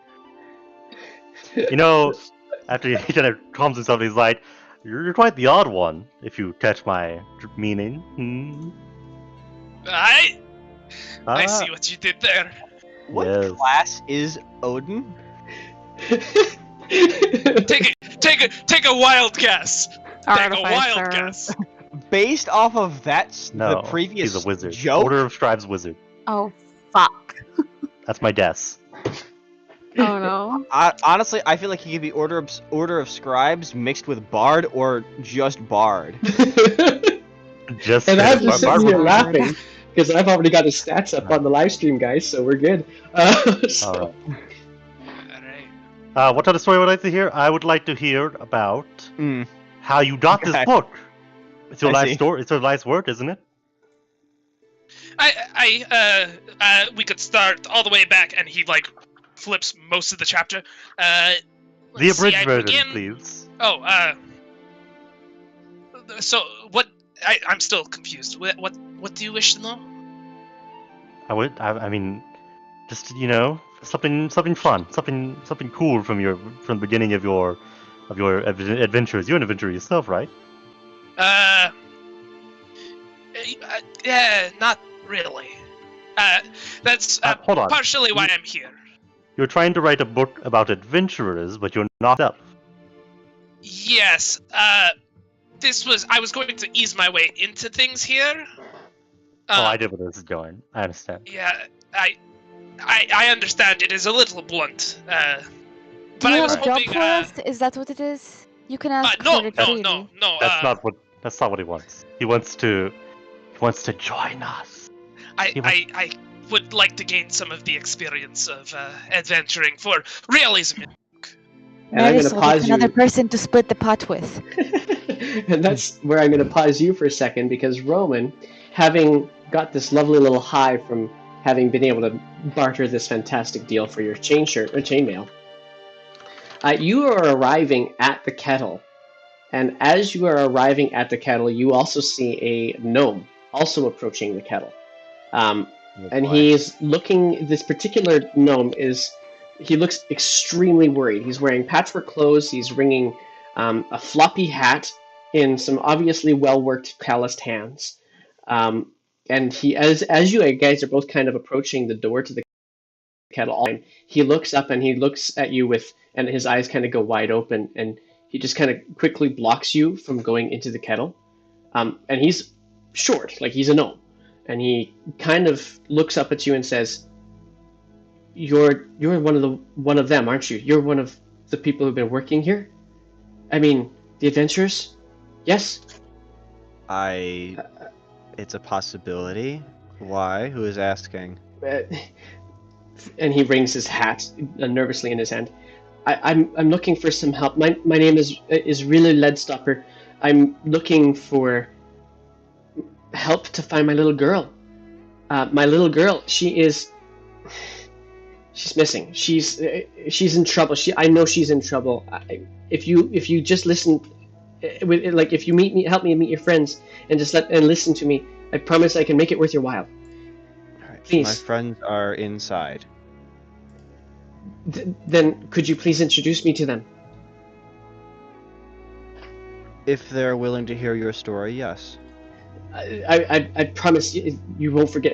Well, I just need it really badly, and I will do what I need to do to make sure that you are thankful for listening.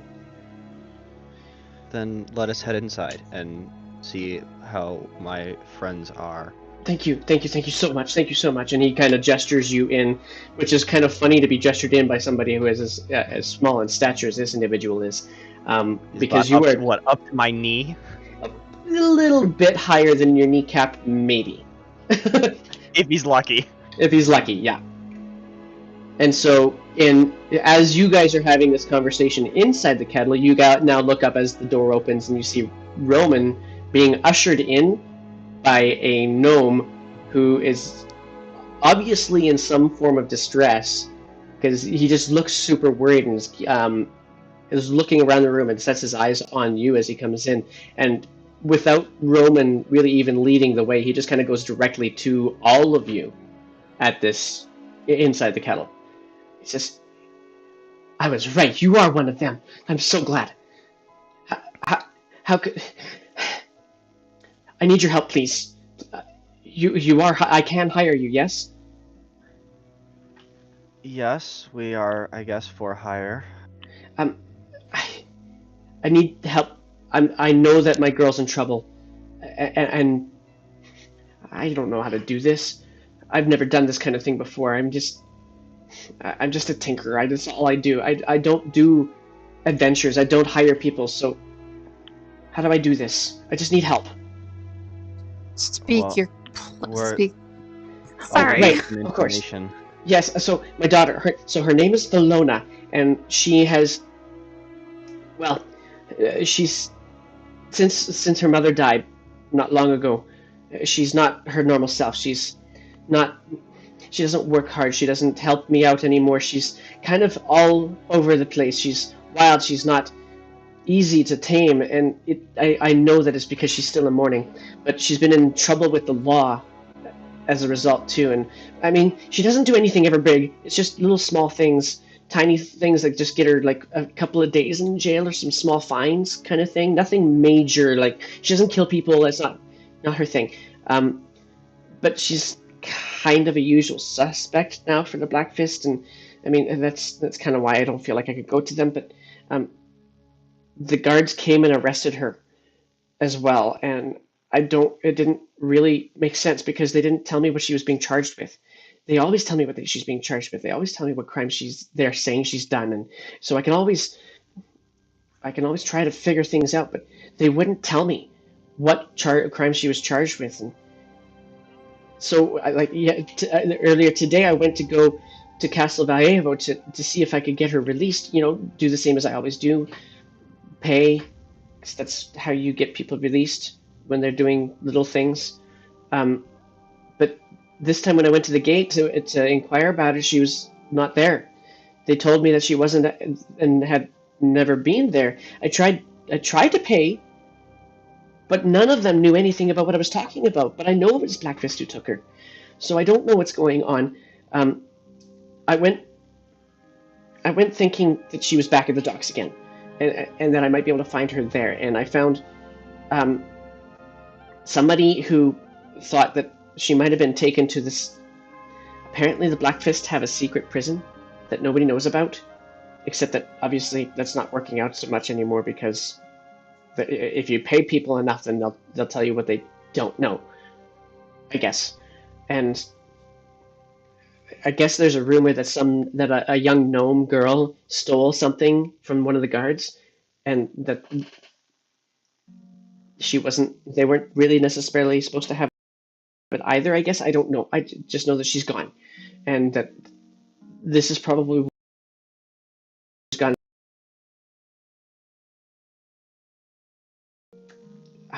As to where this secret prison may be? I can guess based off of what I heard. They didn't say outright. I mean, who tells you exactly where secret prison is? But you can tell that they were kind of thinking. Everything made me think it was back at the Lyceum, the Lyceum of the Black Lord. That it might be hiding somewhere around that. Maybe that there was some place underneath the Lyceum that was unused, where nobody knew about, that somebody found. I don't know. It didn't make much sense because the Lyceum's actually kind of a good place, and so it didn't make sense that there would be a secret prison there. But That actually sounds like the perfect place to put something like that. I suppose that's true. If people assume it to be a good place, then they don't expect bad to be there. I suppose that's... Anyway, I know that if you were to go looking for her, you could probably find her without too much hassle. I'm just not willing to go into those kinds of places because I don't know that I would be any good. I would probably get myself killed, and that wouldn't be any good for Voluna. I need to be able to be back here for when she's found again. How do you? Okay. How do I do your this? Little girl look like? She's like me. She's got red hair. She usually smiles, pretty nice and big. I don't. She's a red-headed gnome. She might have rougher hands because she's helped me tinkering it from time to time, but I don't know that there's anything else that's really identifying. She's young. What was she wearing the last you saw her? That may help us. She was wearing a regular brown tunic and clothes kind of idea. I suppose she had her leather apron on. Any family heirlooms? Anything maybe her mother may have given her? No, she wouldn't have worn anything while we were working. It just gets soiled if she does. I